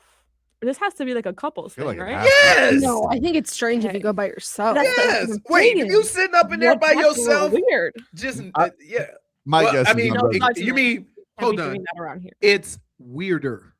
Yeah, my guess is you have to make a reservation. And I know Mustache Chef didn't say it there, but I'm guessing you have to make a reservation for more than one. I'm guessing. I think, I'd be more surprised at people that say, what about a whole table full of people? We got 12. I have actually a new idea for him. Why doesn't he do like singles night, nude singles night? No, you're just asking for trouble. Listen. I mean, isn't it all? Isn't it kind of all a little bit strange? Can I just tell you, you have singles night. The singles showing up are not the people that you think are going to show up. But the people that are showing up in regard, even if they're couples, but if they're couples, couples, you could justify it. They doing their own thing. Right. You see what I'm saying? If you're there with a couple, as soon as you say single, now you got to worry about the creepy crawl. Do you think that couples that partake in that are always doing their own thing? So you're saying like it's a nudist community I don't table? know. I don't know. Yeah. It is like it doesn't like I can't think of that spicing things up. Did you pass the garlic knots? They're underneath your. Hey.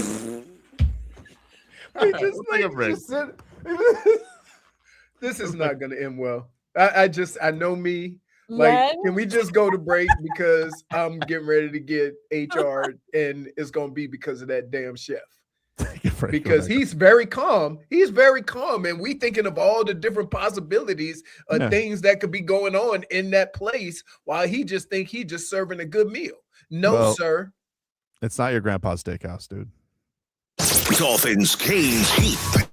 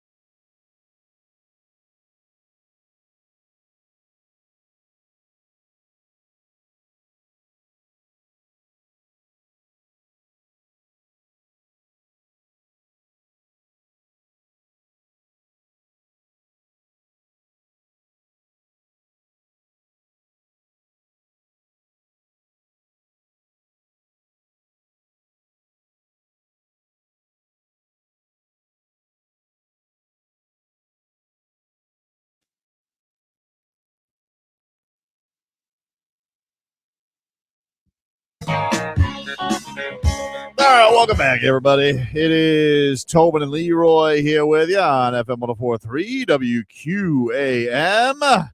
Take you guys up until 2 right here on the program. Let's get to our headlines. Those are brought to you by Doral Volkswagen, home of the Pricito, our lowest price. Visit us at Doral Volkswagen or DoralVW.com. The Marlins back at it today.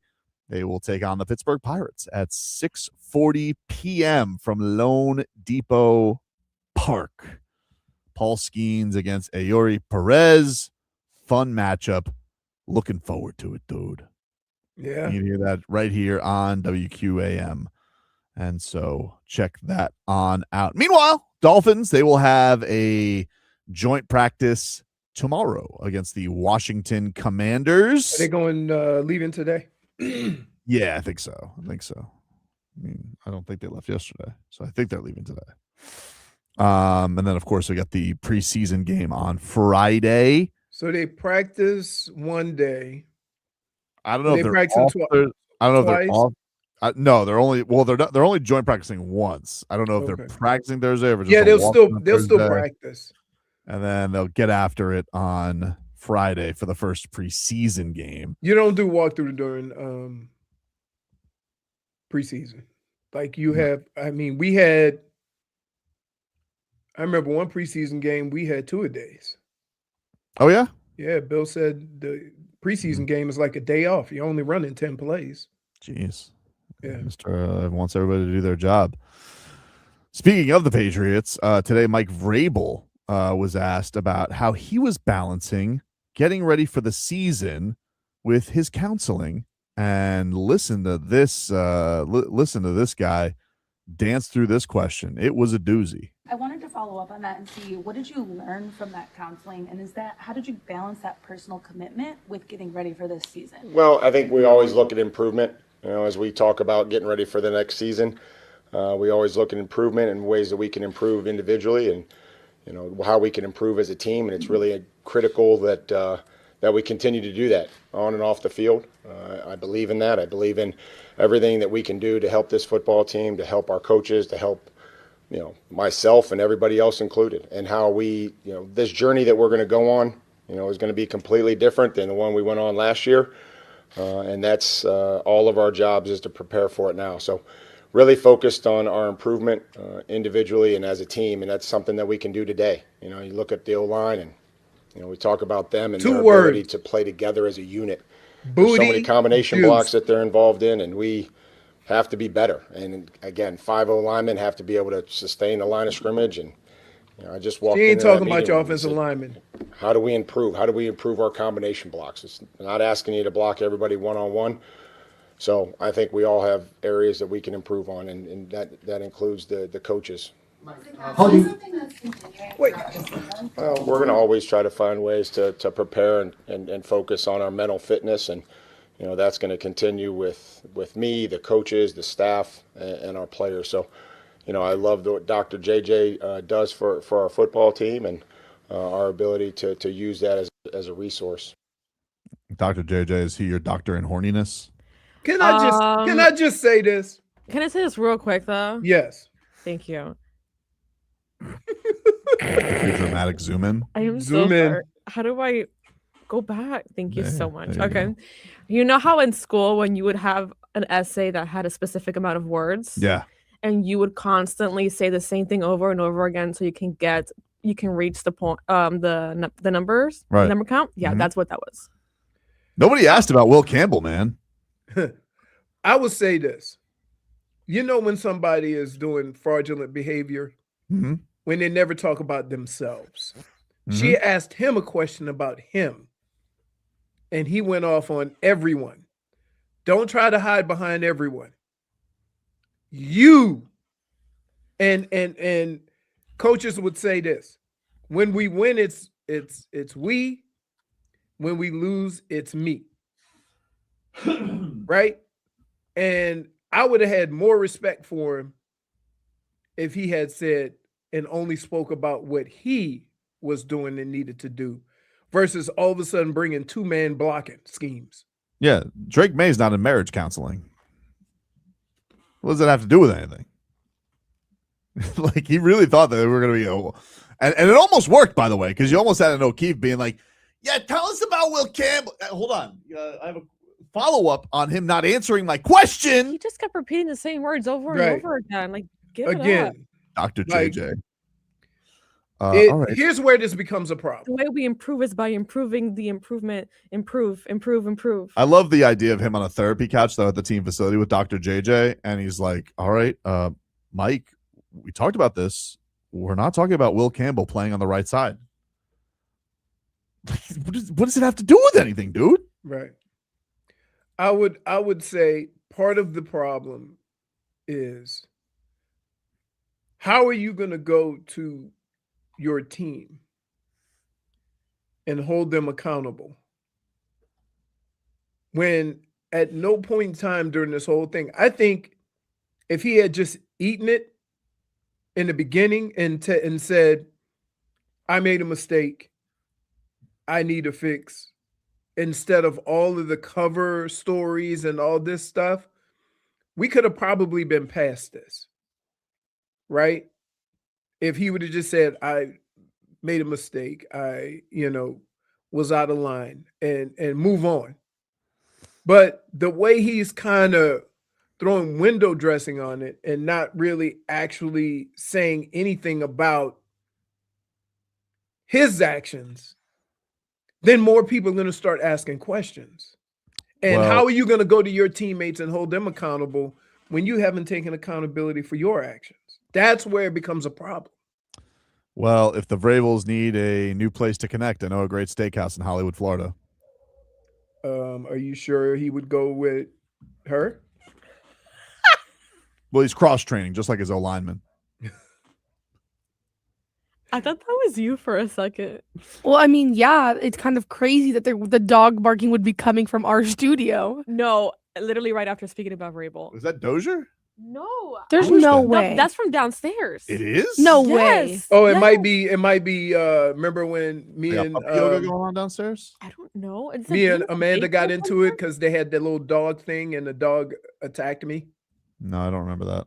The dog didn't attack you, Leroy. He was very violent towards me. Was he not? Aggressive? I wasn't there. Oh, then how would you? Because the way you were describing it wasn't an attack. -1. The dog was very aggressive towards me and start barking. And I say, somebody come get this damn dog. And they go, it's a shelter dog. I say, I don't care. It was barking. It wasn't attacking you. Was it on you? Didn't you bark back at it? Yeah. Exactly. Such an instigator. So wait, Tobin, you can't say nothing. What? Because harmless possum hissed at you. They're not harmless. Who says they're harmless? They are. They are pretty harmless. They're pretty harmless. The internet. Okay. They don't even carry rabies. You know what the internet? Well, I didn't know that. First of all, okay. Yeah. Second of all, the teeth are still sharp. All right, and he was very aggressive. They hiss at you, but that's to scare you. They don't do actually anything to you. They're not going to go. Congratulations! Dear possums, to all future possums out there, don't scare a man with a baseball bat. Okay, I didn't corner them. He cornered me. You were not cornered. You walked out of your house and he was in the corner of your porch. You should have walked right back out. And See, you guys are changing the facts. He was on the walkway, walking to my car, and he blocked my car. So he cornered blocked me. your car. He cornered. Something possibly this big blocked his car. Yeah, exactly. He was very chubby. Okay, you don't know what kind of burst he has, and you guys weren't there. It was also in the dead of night. All right, we were doing the morning what about show. The one in your barbecue. That was a rat. That was his fault. He have to worry about that. Yeah. Yeah. It says that all you had to do was shoo him away. He wasn't shooing. What point do you not understand about that? That's where he was. You could have let teeth him out. You were fine. You were in a car. I wasn't in a car. I was on my 2 feet. Possum, stare down. You have one choice, fight or flight. He got sent to the bleachers. So you were just walking around with a bat or whatever it was? Right there. So you were not cornered. I didn't say I was cornered. You did. said he was. You I cornered him. Said you were cornered. Well, it was. I mean, if when I said don't corner him, you said you didn't corner him. Hold on. Here's me. Here's house. Here's Possum. Possum has all this yard. He could go run and live his possum life. He chose danger. Because Okay? when people panic and they just stay there, that's what happens. Tough. You should have let him That's trespassing. go through that. He trespassed.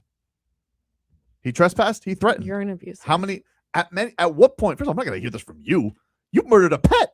You murdered do not know a that pet because in cold I blood. do not. Okay, In and you were cold not blood. there. You drowned it. No, I didn't. Drowned it. Now I'm drowned it. Drowned it. Now I drowned a Now bird. changing the story. I'm literally not going to hear He this tells from me you. that I changed the story, and it's him and his own I was narrative. He believes his own lies. I defended my life against a wild animal. Oh You my goodness. killed People have a possums pet. as pets, actually. Only rednecks. Okay? And second And of what all, what part of Florida do you live in? Lake Worth. Oh, okay. Very, very, very developed. Oh, Very okay. developed. We have a Starbucks. And second of all, you murdered a pet. No, I didn't. Okay, I didn't. The only person here who's actually murdered animals I would never is do you. that. It's not murder if you're defending yourself. I wish you guys would stop saying that. I'm not going to take accusations like this lightly. And all the iguanas that you kill, you're I don't defending kill yourself? them. I don't kill them. I'm a catch and release guy with them. I probably should kill them. Yeah, they're invasive. People actually. get mad at me when I don't. You know who else was invasive? The possum. Oh, no. Until he met my Louisville in slugger. this personal space. It's okay. He went to possum heaven. I saw the spirit. Still hissing at me. The same way the dog barked at Leroy. That dog was very aggressive. And what do your dogs do when people walk into your house? It actually Yeah, but they're at my house. I don't expect to walk into the workplace and have a dog aggressively come towards me. And bark. And bark, right. See, that's the difference between white folks and black folks. See, black folks, being one myself, when a dog comes at you and barks, he ain't trying to be your friend. So you have to take defensive measures. Right. I said, hey, somebody come get this dog. He should be on the leash. Oh, he's not harmed. Then why is he barking? Right. So why would my thoughts be any different? He walked towards me in between. Wait. Anger, they get angrier because they're trying to defend themselves. Well, I'm sorry. This is not Animal Kingdom. This is real life. Bingo. And that's exactly what I said to the possum before he got knocked into the bleachers. Wait. Wait. Let me get this straight. You act like I've never been approached by a dog. No. Hold on. Let me get this straight. You act like I've never seen a possum in my backyard. Let me get this straight. Yeah, let me get this straight. They keep on going because guess what? I go He inside. didn't though. He didn't though. But he Here's didn't. what happened. I removed myself from the situation. First of all, again, I'm not going to hear this from a murderer. Okay, you took Why out would a pet. you say that? Second of all, one, I had to go to work. Two, he didn't move on. He threatened me, which is why he got. Night. So wait. Basically, what I said was, this dog should be on a leash. If he comes over here aggressively like this and I kick him, everybody's going to look at me like I'm the crazy one. That's what I said. And so keep in mind, when you go up the stairs, like to go to the elevator over to on the far side, I walked through the door. I was going to go through the other door to go to the elevator, and he was blocking the way. He came at me there. So he was impeding my opportunity to get out of his way. Well, I immediately said, hey, you should have a leash on this dog if he's like this. They said, oh, he means no harm. I'm like, doesn't look like it. I see teeth. Well, speaking of impeding, Michigan alum Kyler Murray has been named the starting quarterback of the Vikings. Yeah, I can see it. We don't have to see it. That's the decision. Yeah, I know. We'll take a break. More to come. We're back after this.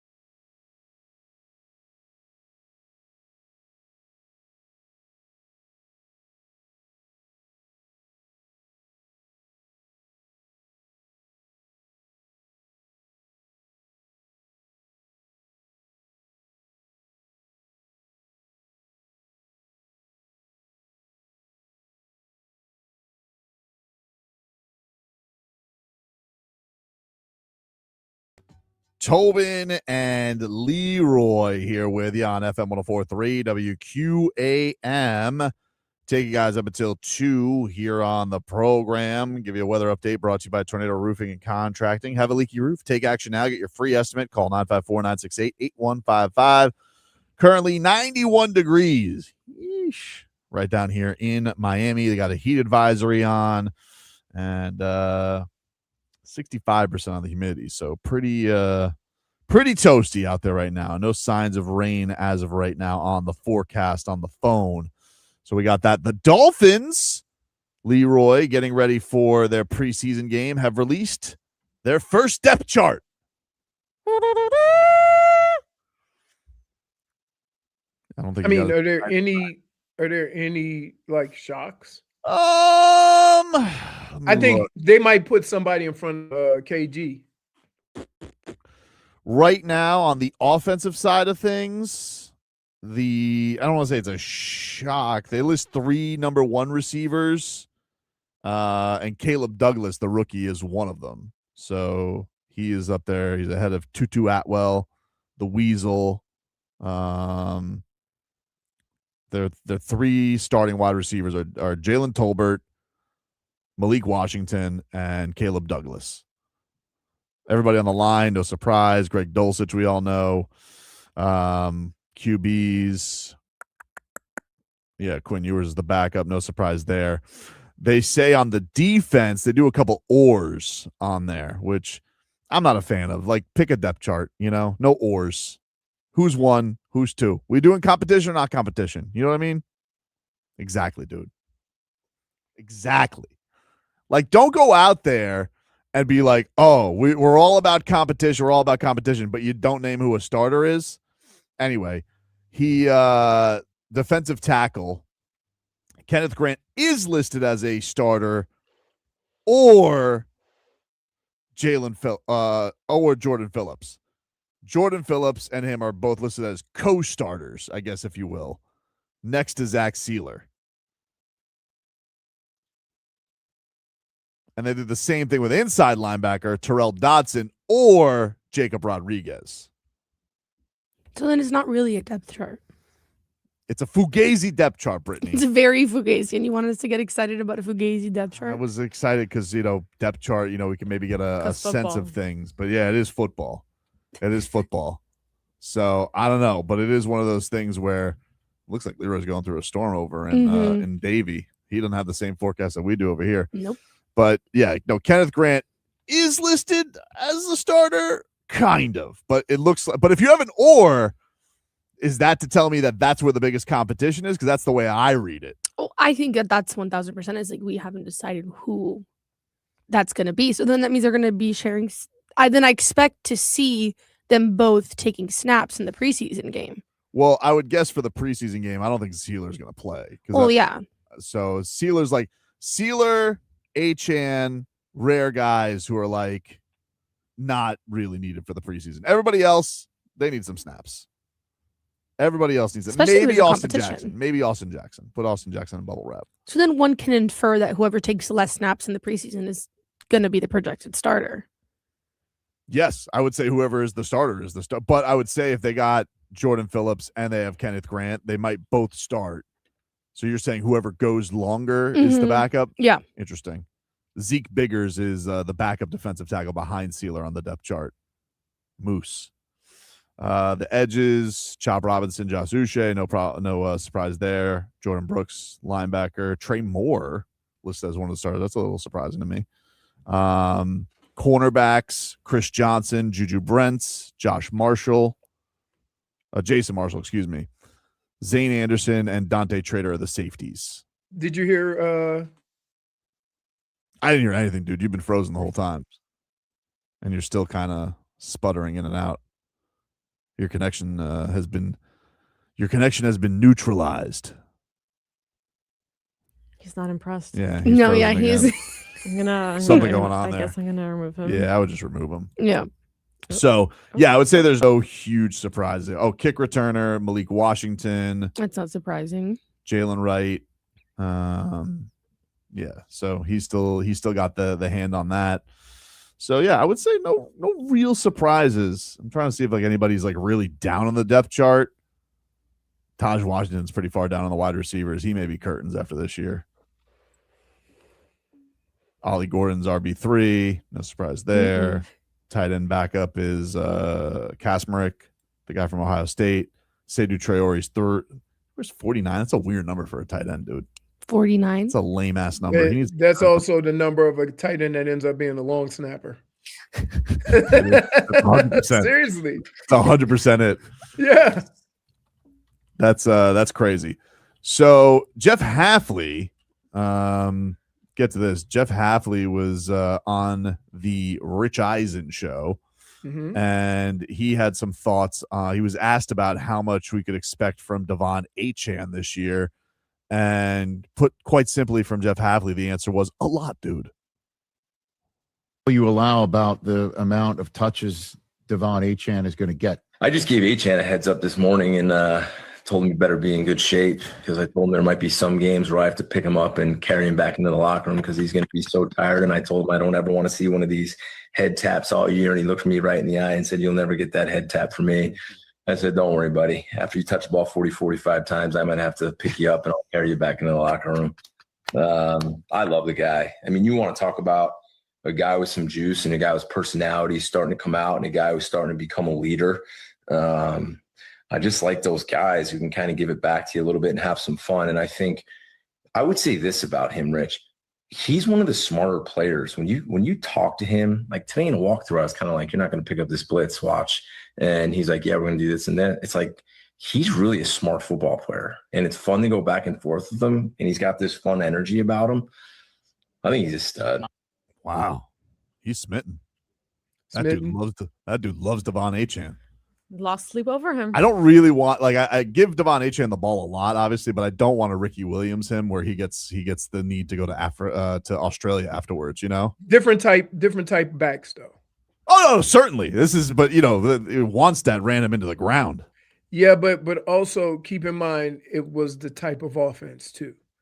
When you're running that Derrick Henry, Saquon Barkley, 15, 20 carries in between the tackles, that sucks the life out of you a little bit. Achane gets the ball a lot in space. They do a lot of different things. And to change up, they may run a trap or something off tackle. So him touching the ball a lot is not as important as how he gets his touches. I think that's the important part. Like, regardless of what anybody thinks, that coaching staff knows he only weighs $190. He was 9th in touches last year. 305 total touches last year. That's you want no more than how many passes did he catch? He caught 67 balls and he had 238 rushing attempts. So I would go maybe 250 and 50, 260 and 40. You see what I'm saying? Mm-hmm. So you get the same amount of carries, but the carries will be different, right? And I think we tend to look at touches. I mean, you want to talk about a guy that you see how many times Christian McCaffrey touched the ball? He led the league last year. Right. 311 rushing attempts and over 100 receptions. Once you first of all, you want to know where a running back dies, 400 touches. You look at all the running backs that have carried the ball and have carried the ball touched the ball 400 times. Their next year is god awful. Well, he was the only one to cross that threshold last year. Yes. Jonathan Taylor was close, and so was Bijan Robinson. They were in the 360s. That's fine because they caught probably 50, 60 balls. Rushing attempts, though, Jonathan Taylor had the most rushing attempts at 323. That's probably, you want to get that more than around 300. That's not extreme, but understand this.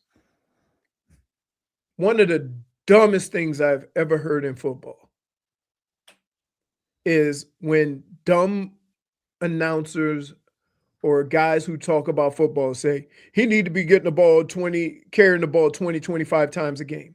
Go figure out how many carries that is, you dummy. 25 carries a game times 17. There ain't nobody can last carrying the ball that much. So stop saying it.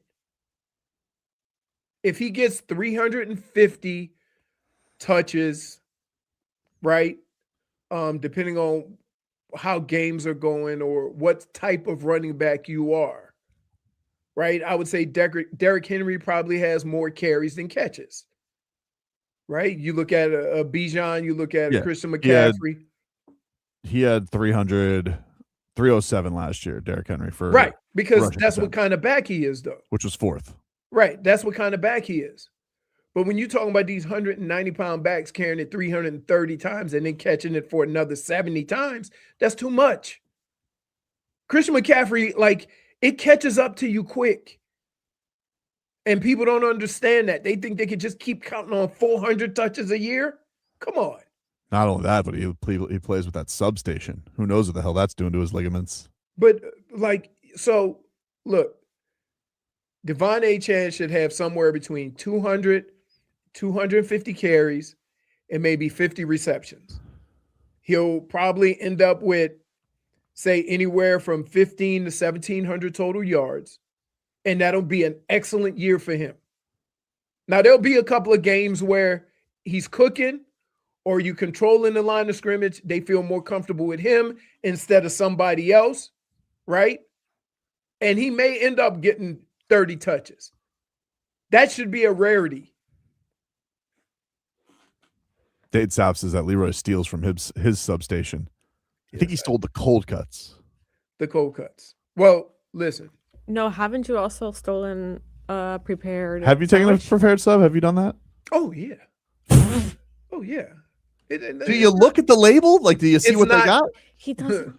No. Or do you do mystery box? Here's how I – no. I look at the label to see what kind of sub it is. But I look at it this way.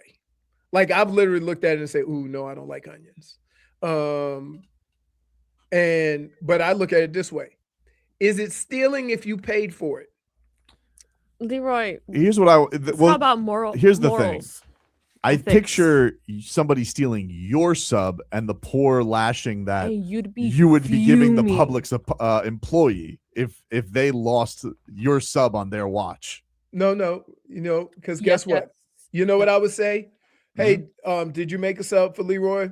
Game recognized game. I don't think you would say that, dude. I do not think you would say that at all. We'll take a break. Mixed bag coming up next. Odyssey Stars and Strings.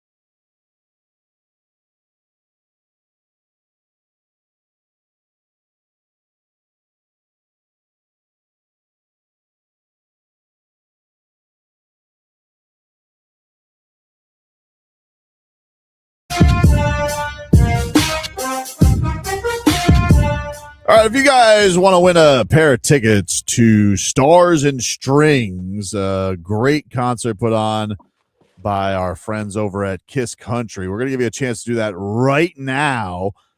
Stars and Strings is going to be this November at the Hard Rock Live at the Seminole Hard Rock Hotel and Casino in Hollywood, featuring Lee Brice, Kane Brown, Brantley Gilbert, Brandon Lake, and Steven Wilson Jr.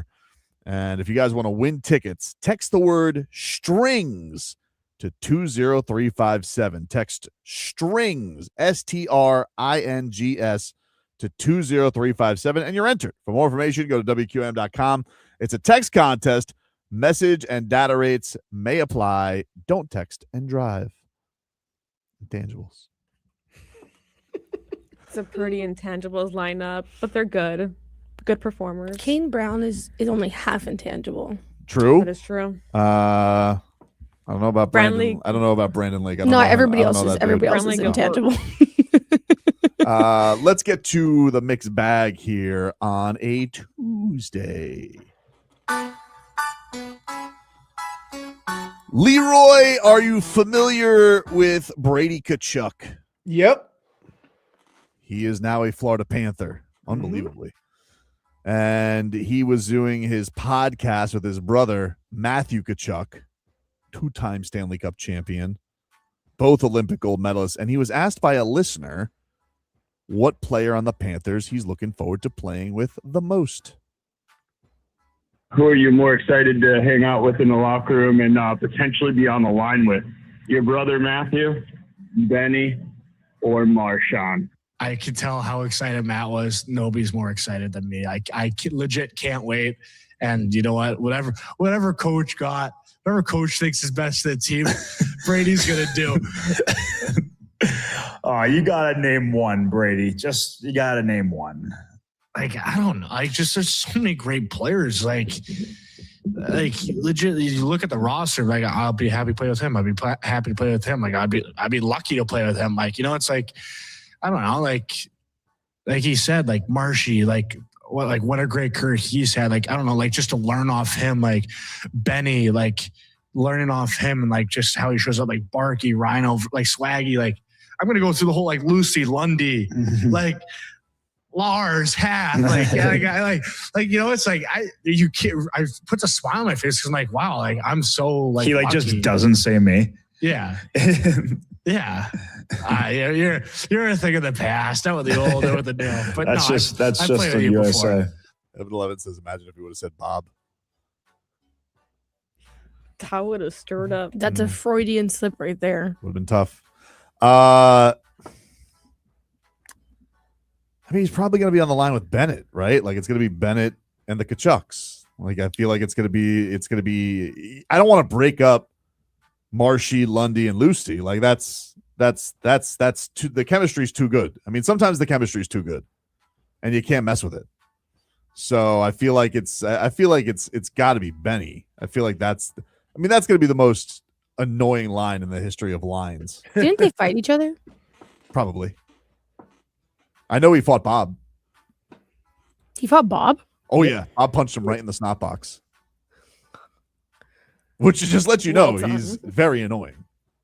And not really. Wow. Yeah. I had no idea. Are the Panthers going to be the most annoying team to play in hockey? Yeah, 100%. Yeah. 100%. They literally said that months ago. I know. 100%. They're going to be.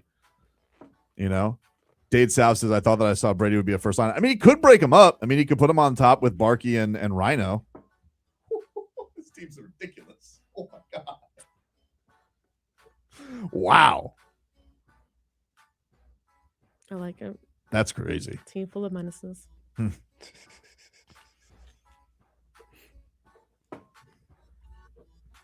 Ricardo just says, if Giannis gets traded because of Tobin and the damn iguanas, what the hell is wrong with you? He's afraid of them.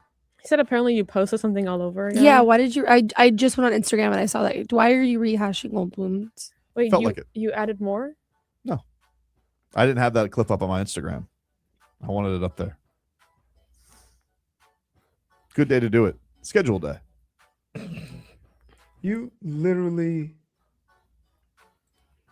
stir things up. Mm-hmm. That's not what I do. Yes, you do. Nope. on media day. Like, I know it's not right Mm-hmm. to wear a hat. It's like unprofessional. I get it, but you need to take your frozen iguana hat with you to show him. They sell frozen iguana stuffies at the game. Should I just go get him one? I gotta get Leroy's hat too. I kind of want you to Can be you honest. please? Or yes. That would go so viral. I feel like this is what's gonna happen. Is like Tim Donovan's gonna walk right up to me and he's gonna just yank my credential off of my neck. He goes, "You know what you did." You know they stand on the corner and they give us the look. Oh, all the time, dude. But the hat, that's what I'm thinking. The hat is less like it's less like, oh my gosh, I have something to show you. Could Look wear at the my hat. I mean, it's not like it's an official. And thing. if he it's likes not, it, it's not a heat hat. If so. he likes it, you give it to him, and you already have one. Exactly. Interesting. Mm-hmm. I do but like I have a feeling that I'm going gonna pay for that because that's gonna be the hat he wanted to get for me. You'll be fine. No, I'll get you your own hat. It's for the bit, Leroy. Come on, man. It's the bit, For dude. the bit, Leroy. bit. Come on. It's always for the bit. Caden Proctor, Dolphins first round pick, Moose. This is what he's learned so far in camp. He says he got to be more patient with his hands. Like in college, I was a big reach. You know, I reach, and it really didn't take me like until practice 7, 8. You know, and today where it's like it's really getting instilled in me to be patient with my hand because going against Zach Sealer and guys like that, you got to be on your A game. Wow, patient So with the hands. what happens is young guys get caught up in they want you to use your hands. We had this conversation about KG. Yep. Right? About not letting them get to your body. But if you put your hands out there too quick, then you get the swim move where they do the grab the arms and go around. So like, yeah, you have to use your hands, but you have to be strategic in how you do it. And it's quick stabs. You don't leave your hands out there for the taking. So it's just like, again, you've been physically dominant most of your life. And now you get to this level and there's a level of technique that is required. And it's just a matter of picking up on that. Hopefully KG has figured it out to some extent, because I don't care how big you are and how strong you are. If one of those O linemen get into your chest because you didn't use your hands, you're getting dump trucked. And that's what happened to Kenneth Grant a lot last year. Aaron Brewer, he was asked about the idea that there haven't been any fights so far at Dolphins camp, and he explains why.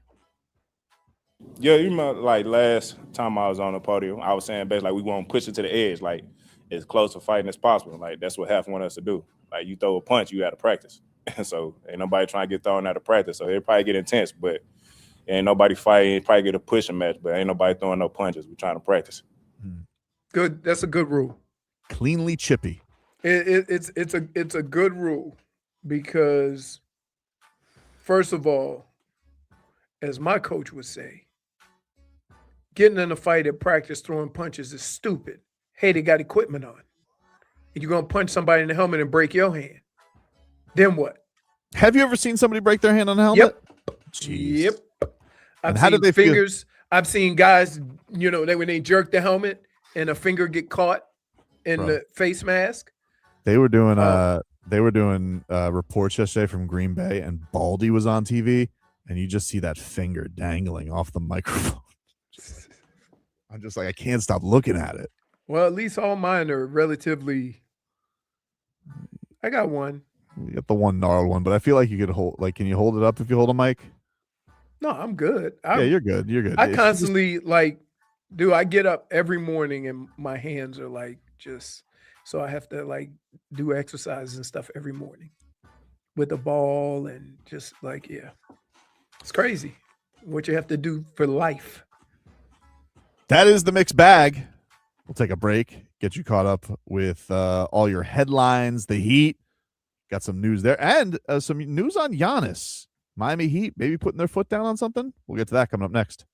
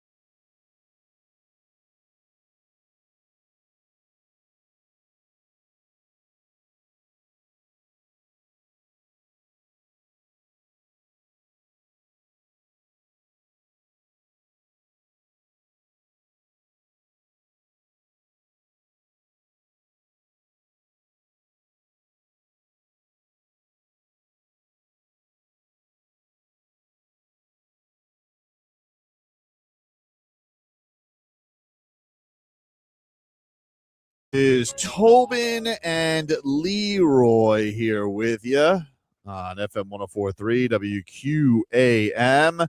Take you guys up until 2 here on the program. Let's get to our headlines this hour. Those are brought to you by Doral Volkswagen, home of the Pricito, our lowest price. Visit us at Doral Volkswagen or at DoralVW.com. Marlins, they're back at it today, taking on the Pittsburgh Pirates at 6:40 p.m. Eori Perez is on the hill for the Fish, and he goes up against Paul Skeens. You can hear that right here on WQAM. A couple of hard throwers. But Eori Perez has been dealing. So, big one for the Fish. Obviously, they're trying to stick around in that wild card race, and Pittsburgh's behind them, so you don't want to give them a direct path to jumping you. So, very important series. Like we talked about last week with Steven Strom, Marlins got to go 4-2 on these two series. They took the last series. They got to take 2 out of 3 of this one at home. They've been very successful at home. Yes. And then hopefully when they go to play Cincy this weekend, we could get a little road success. It's crazy because normally young teams are better on the road. Yeah, they're great at home. This Right. one's great at home. We got an update on Stowers. We haven't gotten really anything. I think usually first, let me see if there's anything new, because ever since that hammy, he looked pretty distraught when that happened. And I was like, oh boy, because it's not They easy. They didn't put him on the DL. I don't think so. So it means it's a day-to-day thing, but hammies are tricky. Hammies are tricky. Yeah. But you can always just not run hard in baseball, even though it may not look right. And yeah, he's not playing the outfield. He's playing first base. So Right. a little help out of that. But I wonder what kind of strain like that puts on your hamstrings batting, not even running. Right. You know? All right, I don't see anything official yet on that, so you might get an update sometime before the game today, but hopefully he's okay, because that would be a huge blow. And obviously that kind of goes back to when we were talking about the Liam Hicks thing. It's like, look, I get it, but you're one injury away or tweak away from, hey, you might need him again all of a sudden. And here we go. Yeah, here we go when baseball happens. So maybe we'll get an Augustine Ramirez at first base. Well, the problem is that this team doesn't have a lot of luxuries that other teams have, right? Injuries hurt them more. Look at just with the pitching. Max Myers was your best pitcher, and he's out. When is he coming back? You've been able to hang on. It's a great question. You've been able to hang on for a minute, but then you realize that, it was kind of cool having that depth at pitcher. No doubt. Instead of every fourth night having a bullpen game. This was an interesting story. There's a report yesterday from Euro Hoops, which was that Giannis will apparently not play in the upcoming World Cup qualifiers because of a request from the Miami Heat, according to this report, that the Heat want him in ready to go for camp. Now, this is obviously interesting because the Heat have 3 other players who are playing in that game. None of them Giannis. Big difference, though. And not even the Giannis aspect of it. But last year, you missed a lot of games because of injury. Yes. So they probably want to get him as much time off as they can. And there's been other teams that have done that to players. It's the circumstances or the situation. When you only played, you played 40 games last year? Yeah, something like that. When you only play 40 games the year before and the team trades a bunch of assets for you, you think the last thing they want you doing is playing basketball in the summer? No, we want you with us fresh. I think I wonder too, there's part of me that wonders, because we don't know much about you. We're learning Giannis, but one thing we know from last year with the whole Bucks situation, he don't like to be the bad guy. And so let's say, hey, he wants to play in just get ready for the Heat season. We know he's very motivated about this season. These aren't the World Cup games. These are not the Olympics. They're the qualifiers. So maybe he's like, hey, Heat, could you be the bad guy?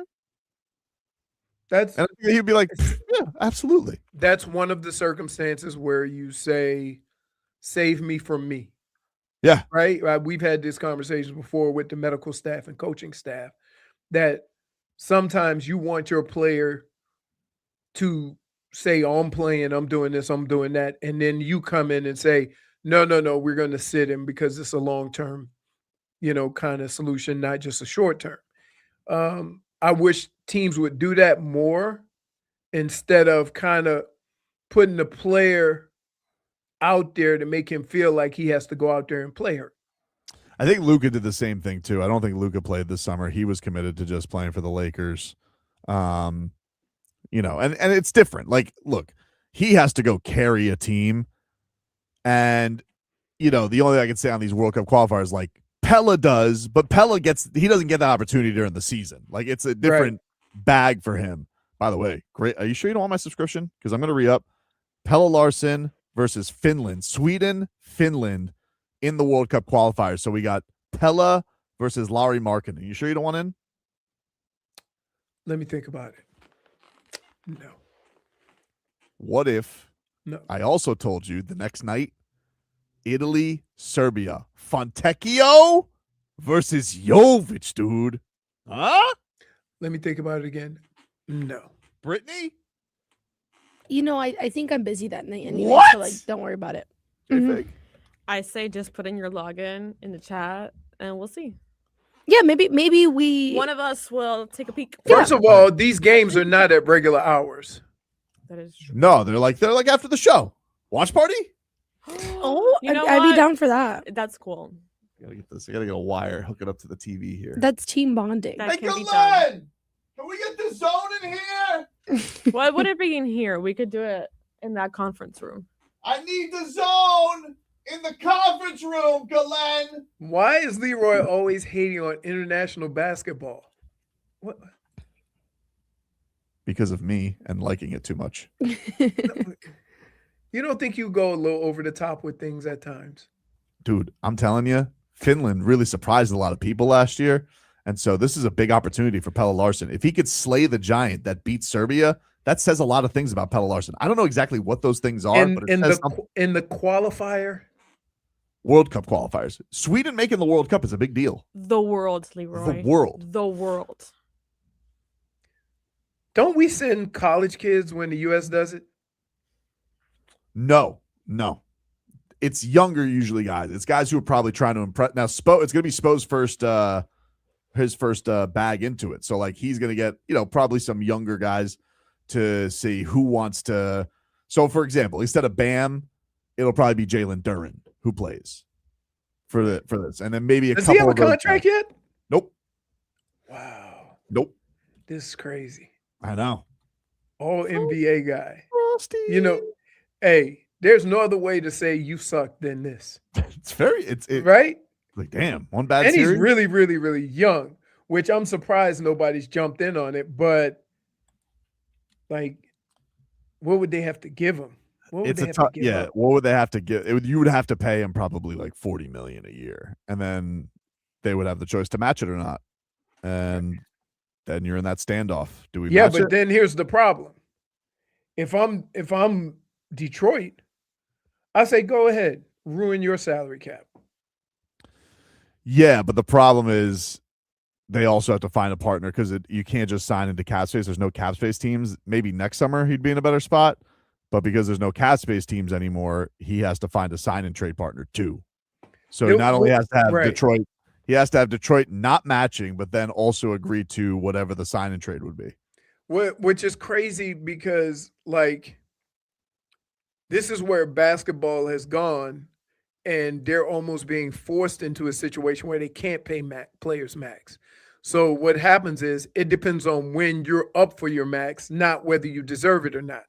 Mm-hmm. And I think this is one of the cases because I'm almost willing to bet anybody else who makes all NBA in the last 5 years with all the money that was available would have gotten a max contract.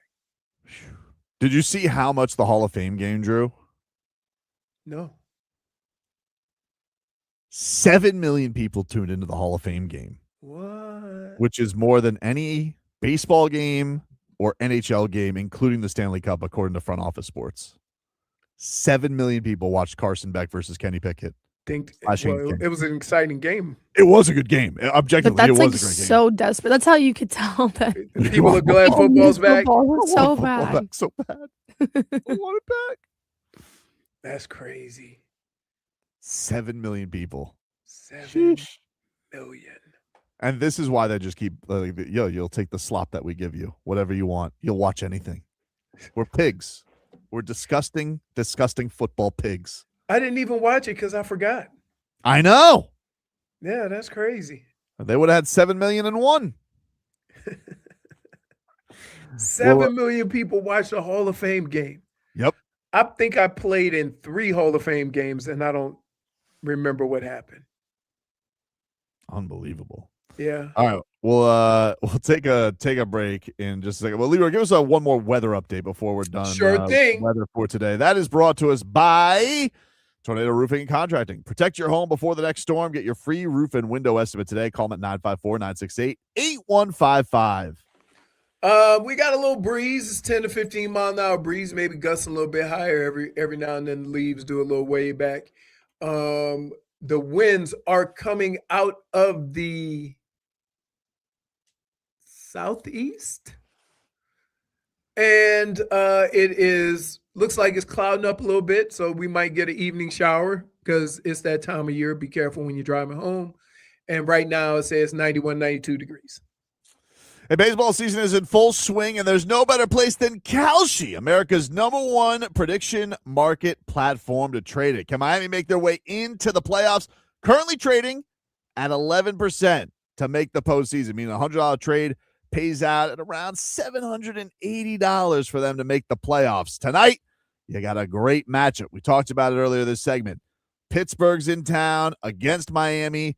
They're in this wild card chase. Miami currently is 3.5 back of the last spot, and Pittsburgh just 2.5 games behind them. But right now for tonight, Miami is trading at 49% to win. So a $100 trade pays out at just under $200.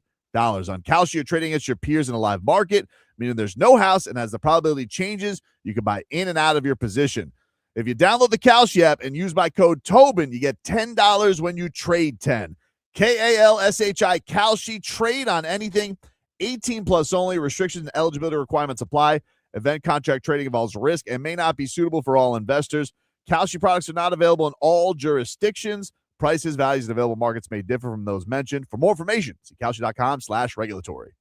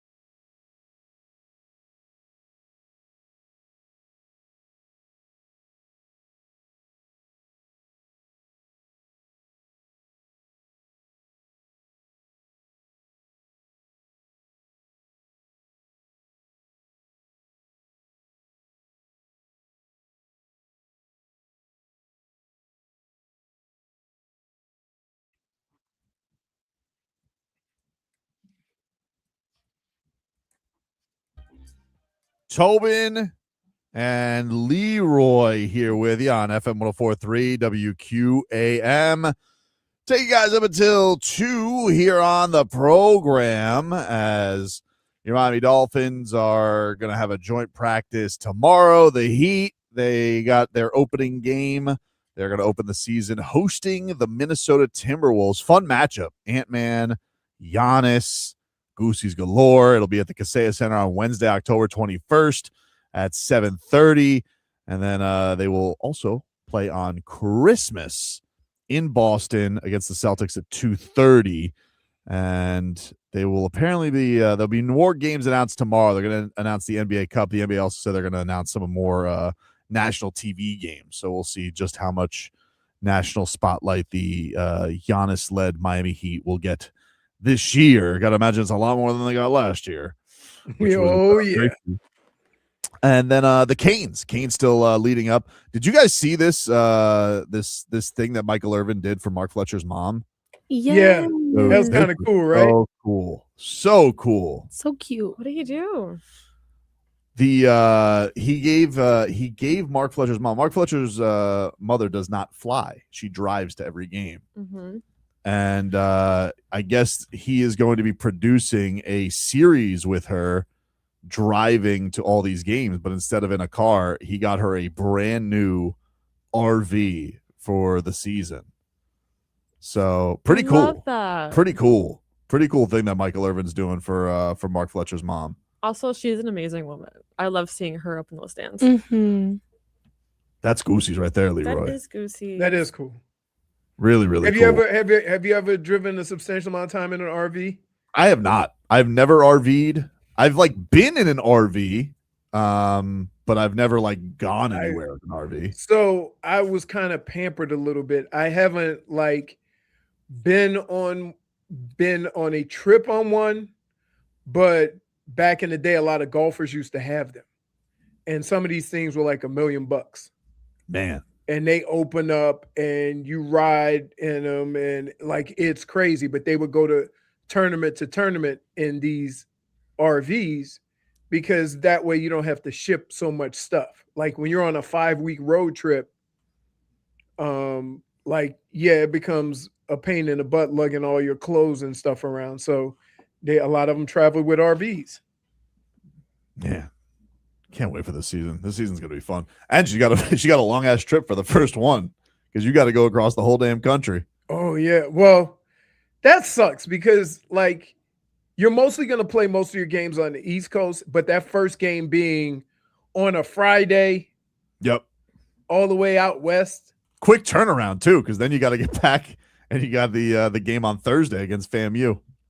Yeah. Hopefully it could be some TCB time, for some others.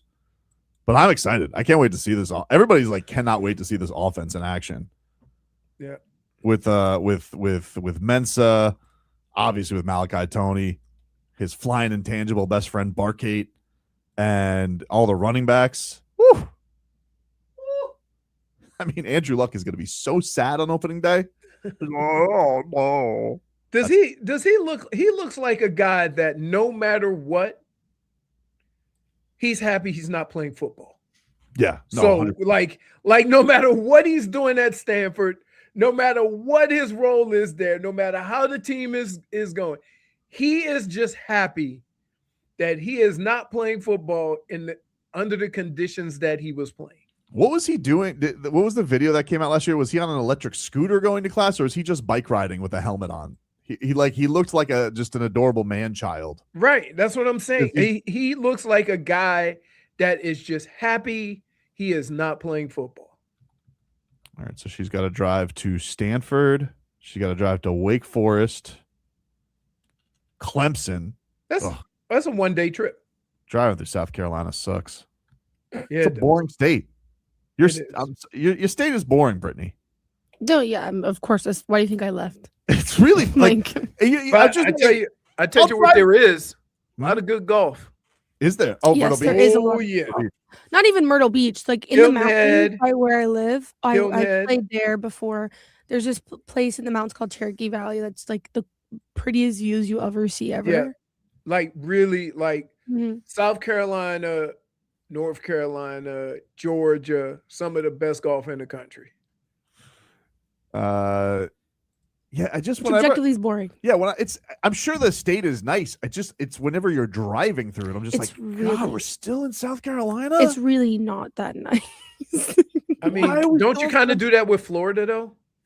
Yes. There's a little bit more to see. It takes you 7 hours to get out of Florida. I guess I'm so used to the reps and the beat of it, and I'm not familiar enough with South Carolina. I've only driven through South Carolina 4 times. And every time I'm just like, God, this state never ends. And it's just the same. Because Florida changes at least. Mm-hmm. You know? Yeah, you experience everything. Like you go through like the forest and like the more country parts. Then you're like in the Everglades, more in the swampy area. And then you go down to South Florida where it's like a little bit more busier. Where South Carolina is literally just like I-26 is just straight trees. There's nothing around you. God, I want to make Davos so sad. I really want that. I'm looking forward to that. There's no greater joy. That's going to be good. No greater joy. We built this program on NIL. We really did. It's probably different than what you're thinking, though. We built this program in God's name, image, and likeness. I was telling somebody the other day, like it might mean more to me to be Clemson than it does to be like a UF or an FSU these days. Really? Yeah. I'm like Is that 'cause traumatized. you think FSU is going to stink? No, not even that. It's just like I'm truly traumatized. Like having to grow up around Clemson fans when they were at their like best. Oh yeah. Like all those years I was living there. And Clemson's literally a 40-minute drive from my house. They go down that stupid hill too, right? That's stupid hill. That's stupid hill. Such a Did they touch a rock? They touch a rock. What's with that rock? They touch a rock. It's so dumb. Who put that rock there? There's the person's name I can't remember right now, but it's like significant in some capacity. It's not even the most famous Death Valley. Agreed. There's like so many arguments about that too, about like how it's a fake Death Valley, but apparently they did have the name before. Did they really? Apparently, when I've looked into it, it's true. But LSU made it iconic. But obviously. yeah, like because I mean they they both have the same mascot, and that like Mhm. don't you feel like I feel like Death Valley's like Baton Rouge at night, Leroy on Prime. Like I mean, it just strikes a little bit more death to me than Clemson. Isn't it weird you have two stadiums named Death Valley? That's what we were saying. Right. But it's just stupid. Get your own name. Yep. Get your own name, dude. So they had it first? Yes, according to like we did they this. had it first, but then LSU just made it more famous. It is more intimidating. I just think it is. You know, 1000%. They have a real tiger. They used to A Bengal tiger. And can I just tell you, there's one thing to see a big ass tiger on TV. There's another thing to realize how much a 600-pound tiger looks in person, standing next to it. Tigers are so intimidating. And I've never been to LSU's Death Valley, but I've been to Clemson, and it's not really not that like it's not that. LSU is very similar to Ohio State. They have dorms in their stadium. Stadium, yeah. They do? Yeah. I don't know if they're still there, but they were when I took my trip. Dade South says the U has the most famous rock. That's true. Way more famous rock. Way more famous. What if the Rock goes to the Clemson game and they just touch him on the way down? That'd be really funny. Can we do that? That would be funny. You don't like that, Leroy? No. He's not here for the bits. Why? We're here for the bits, man. Come on. We're there for the bits. Have some bits, dude. Let's have some fun. I'm tired of getting hooked on everything. Dang. Poor guy. Did it get slipped out of place? No, it slides, but there's enough straps to hold it relatively where it needs to go. But I'm just like, it's uncomfortable sleeping. Like, it's just enough already. It's been 3 weeks. Somebody says, isn't there also a California Death Valley? Yes. Is there? Yeah. There is. But that's a real life place. Oh, like it's like an attraction. It's not a stadium? No, it's just that's what it's called. The desert.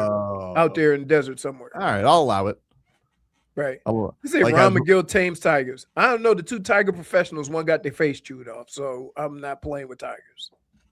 In Vegas. Tate South says, I thought that's Arizona. No, it's in California and Nevada. Is that the Grand Canyon? No, the Grand Canyon goes a couple of states. Grand Canyon's like famously in Arizona. I thought No, New spanned- Mexico, right? I thought it spanned states. I thought it It went over spans states, right?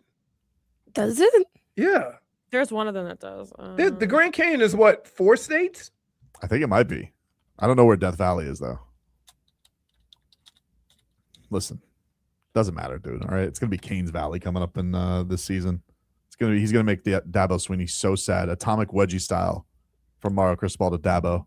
Stupid name. Yeah. There you go. Somebody came up. Death Valley is a desert valley in Eastern California located within Death Valley National Park. It holds the record for highest reliable. Who said that Grand Canyon was in Mexico? No, I did. I said Arizona, or I said, does it go to New Mexico? Was my question. Oh, no. New Mexico. Take a break. More to come. We're back after this.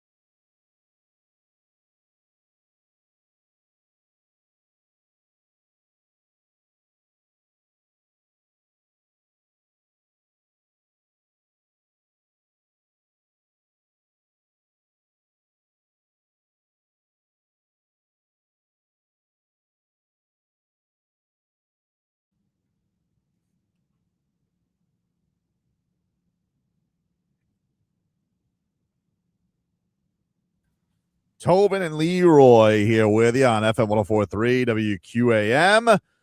Take you guys up until 2 here on the program. You see this story, Leroy, out of Greece? Not Giannis related. Not Giannis related? Not Giannis related. Apparently, the owner of, I'm going to try and get this right. Wish he was a fighter. Panathinaikos Basketball Club in Athens. ESPN reports that the owner made a proposal to buy out Nikola Jokic's final season of his current contract. And he tried to do that going into this year, and he's going to try and make a run at him next year. That's crazy. He's not going to be able to get it. What is he going to? He's not going to be able to offer him the amount of money that. Right? This guy's name is Dimitrios Giannakopoulos, and Google says that he's worth $1.2 billion. That ain't enough. And he builds his fortune through leadership of Vianex, a leading Greek pharmaceutical company. But Joker's going to be able to sign for $350 million next year if he wants to. Are you willing to sell? Keep in mind, are you willing to bring a player in that's worth a quarter of your overall wealth? Unless he's hiding something. Like maybe he's in Greek mafia or something like that. If that's a thing. In the medical business? I don't know. Well, what kind of medical business? Mm-hmm. Maybe this is like Greek narcos. Right. I was just like, what do you mean he's going to buy out? And Joker does love being over in Europe. And I know that the NBA is going to get big into this NBA Europe thing. Are we really going to get to the point, though, where they're going to be able to steal away players? It's a big deal over there. They really love their basketball. Is it the equivalent to what MLS is doing here? But they're getting older guys. It is. Yeah. And he's not yet at the point. Like, they could probably get Joker at 38, but is Joker leaving at 32? I don't think so. Now, when you can sign a $300 million contract for 4 years. What if he's like, what if this owner is like, you could have $350 million, or behind the mystery door, we could have horse. And I would be willing to bet that they're a little more. But here's the thing. What if they do kind of like what they did with Messi? The whole league got behind it. Well, that's what I'm asking. Like, does he get like a stake in it? I don't know. I don't think he wants to play for Greece. Like, this is still the best place to play basketball. And $300 million, dude. Jokic's longtime agent, Mishko Raznatovic, who is also Jovic's agent, confirmed that the owner did make an offer. He says, yes, what he said is true. Was it $300 million? I don't think so. What does he make this year? He probably His team's not worth $300 million. No, I don't think so. Right. He's got to make like $60 million this year. Let's put it in perspective. Say if Messi makes $50 million a year, right? Mm-hmm. The team is worth more than $1 billion. Right. So your team, to give a $300 million contract, your team would have to be worth $2 or $3 billion. So he makes 60 this year, Jokic. Yeah. I would assume that, all right, if you're going to buy him out, so you got to give him at least 60 million euro. Is there a tax benefit for him there if he stays over there? No. Why would you even come to the table with that? It's so interesting. I think the thing is, Messi have made more money, right? But but also Messi, there's an element of Messi also wanting to come to America for peace, because he's such a big deal over there. Right. And there is an element of this is calming down, whereas Jokic would be even bigger over there. Right. I don't know what the deal is. I don't know what the Greek league would be. I know they love their basketball, but I don't know what the element would be of him. Now, he's the guy, though, because if you were to – it feels like because Giannis to me and Jokic is like Giannis, they're both very competitive, but Giannis still seems to crave the stardom that comes with it. Correct. Jokic wants to go with his harness racing. Right. I don't know. You think Giannis is like, hey man, what the bleep? No offer for me? No buyout? Because they're like, we know you don't want to leave. Giannis could make more than Jokic. I don't know about that next year because he's staying with his team. I think if you stay with your team, I think you make more. Well, you just get another year. So not necessarily more money, but another year. That would be crazy. Could you imagine if a guy that good just was just like, yeah, you know what? I think I am going to go play in Europe. No, never happened. I don't think so. I don't know. Dolphin Kane says, what does Christos say? I don't know. We should check in with Christos. Well, Didn't you say you were going to put him on the show? I can go find him. I'll DM him today. I'll see if I can get him tomorrow. Hello, Bob. What you think about playing with Giannis? And also, you think Joker would go come here playing Greece? What's wrong with you? I love that guy, man. Do you know? Say, why do you listen to Tobin and Leroy? I just listen for the bits. Do you remember Christos, Brittany? Do you remember the Greek reporter during COVID?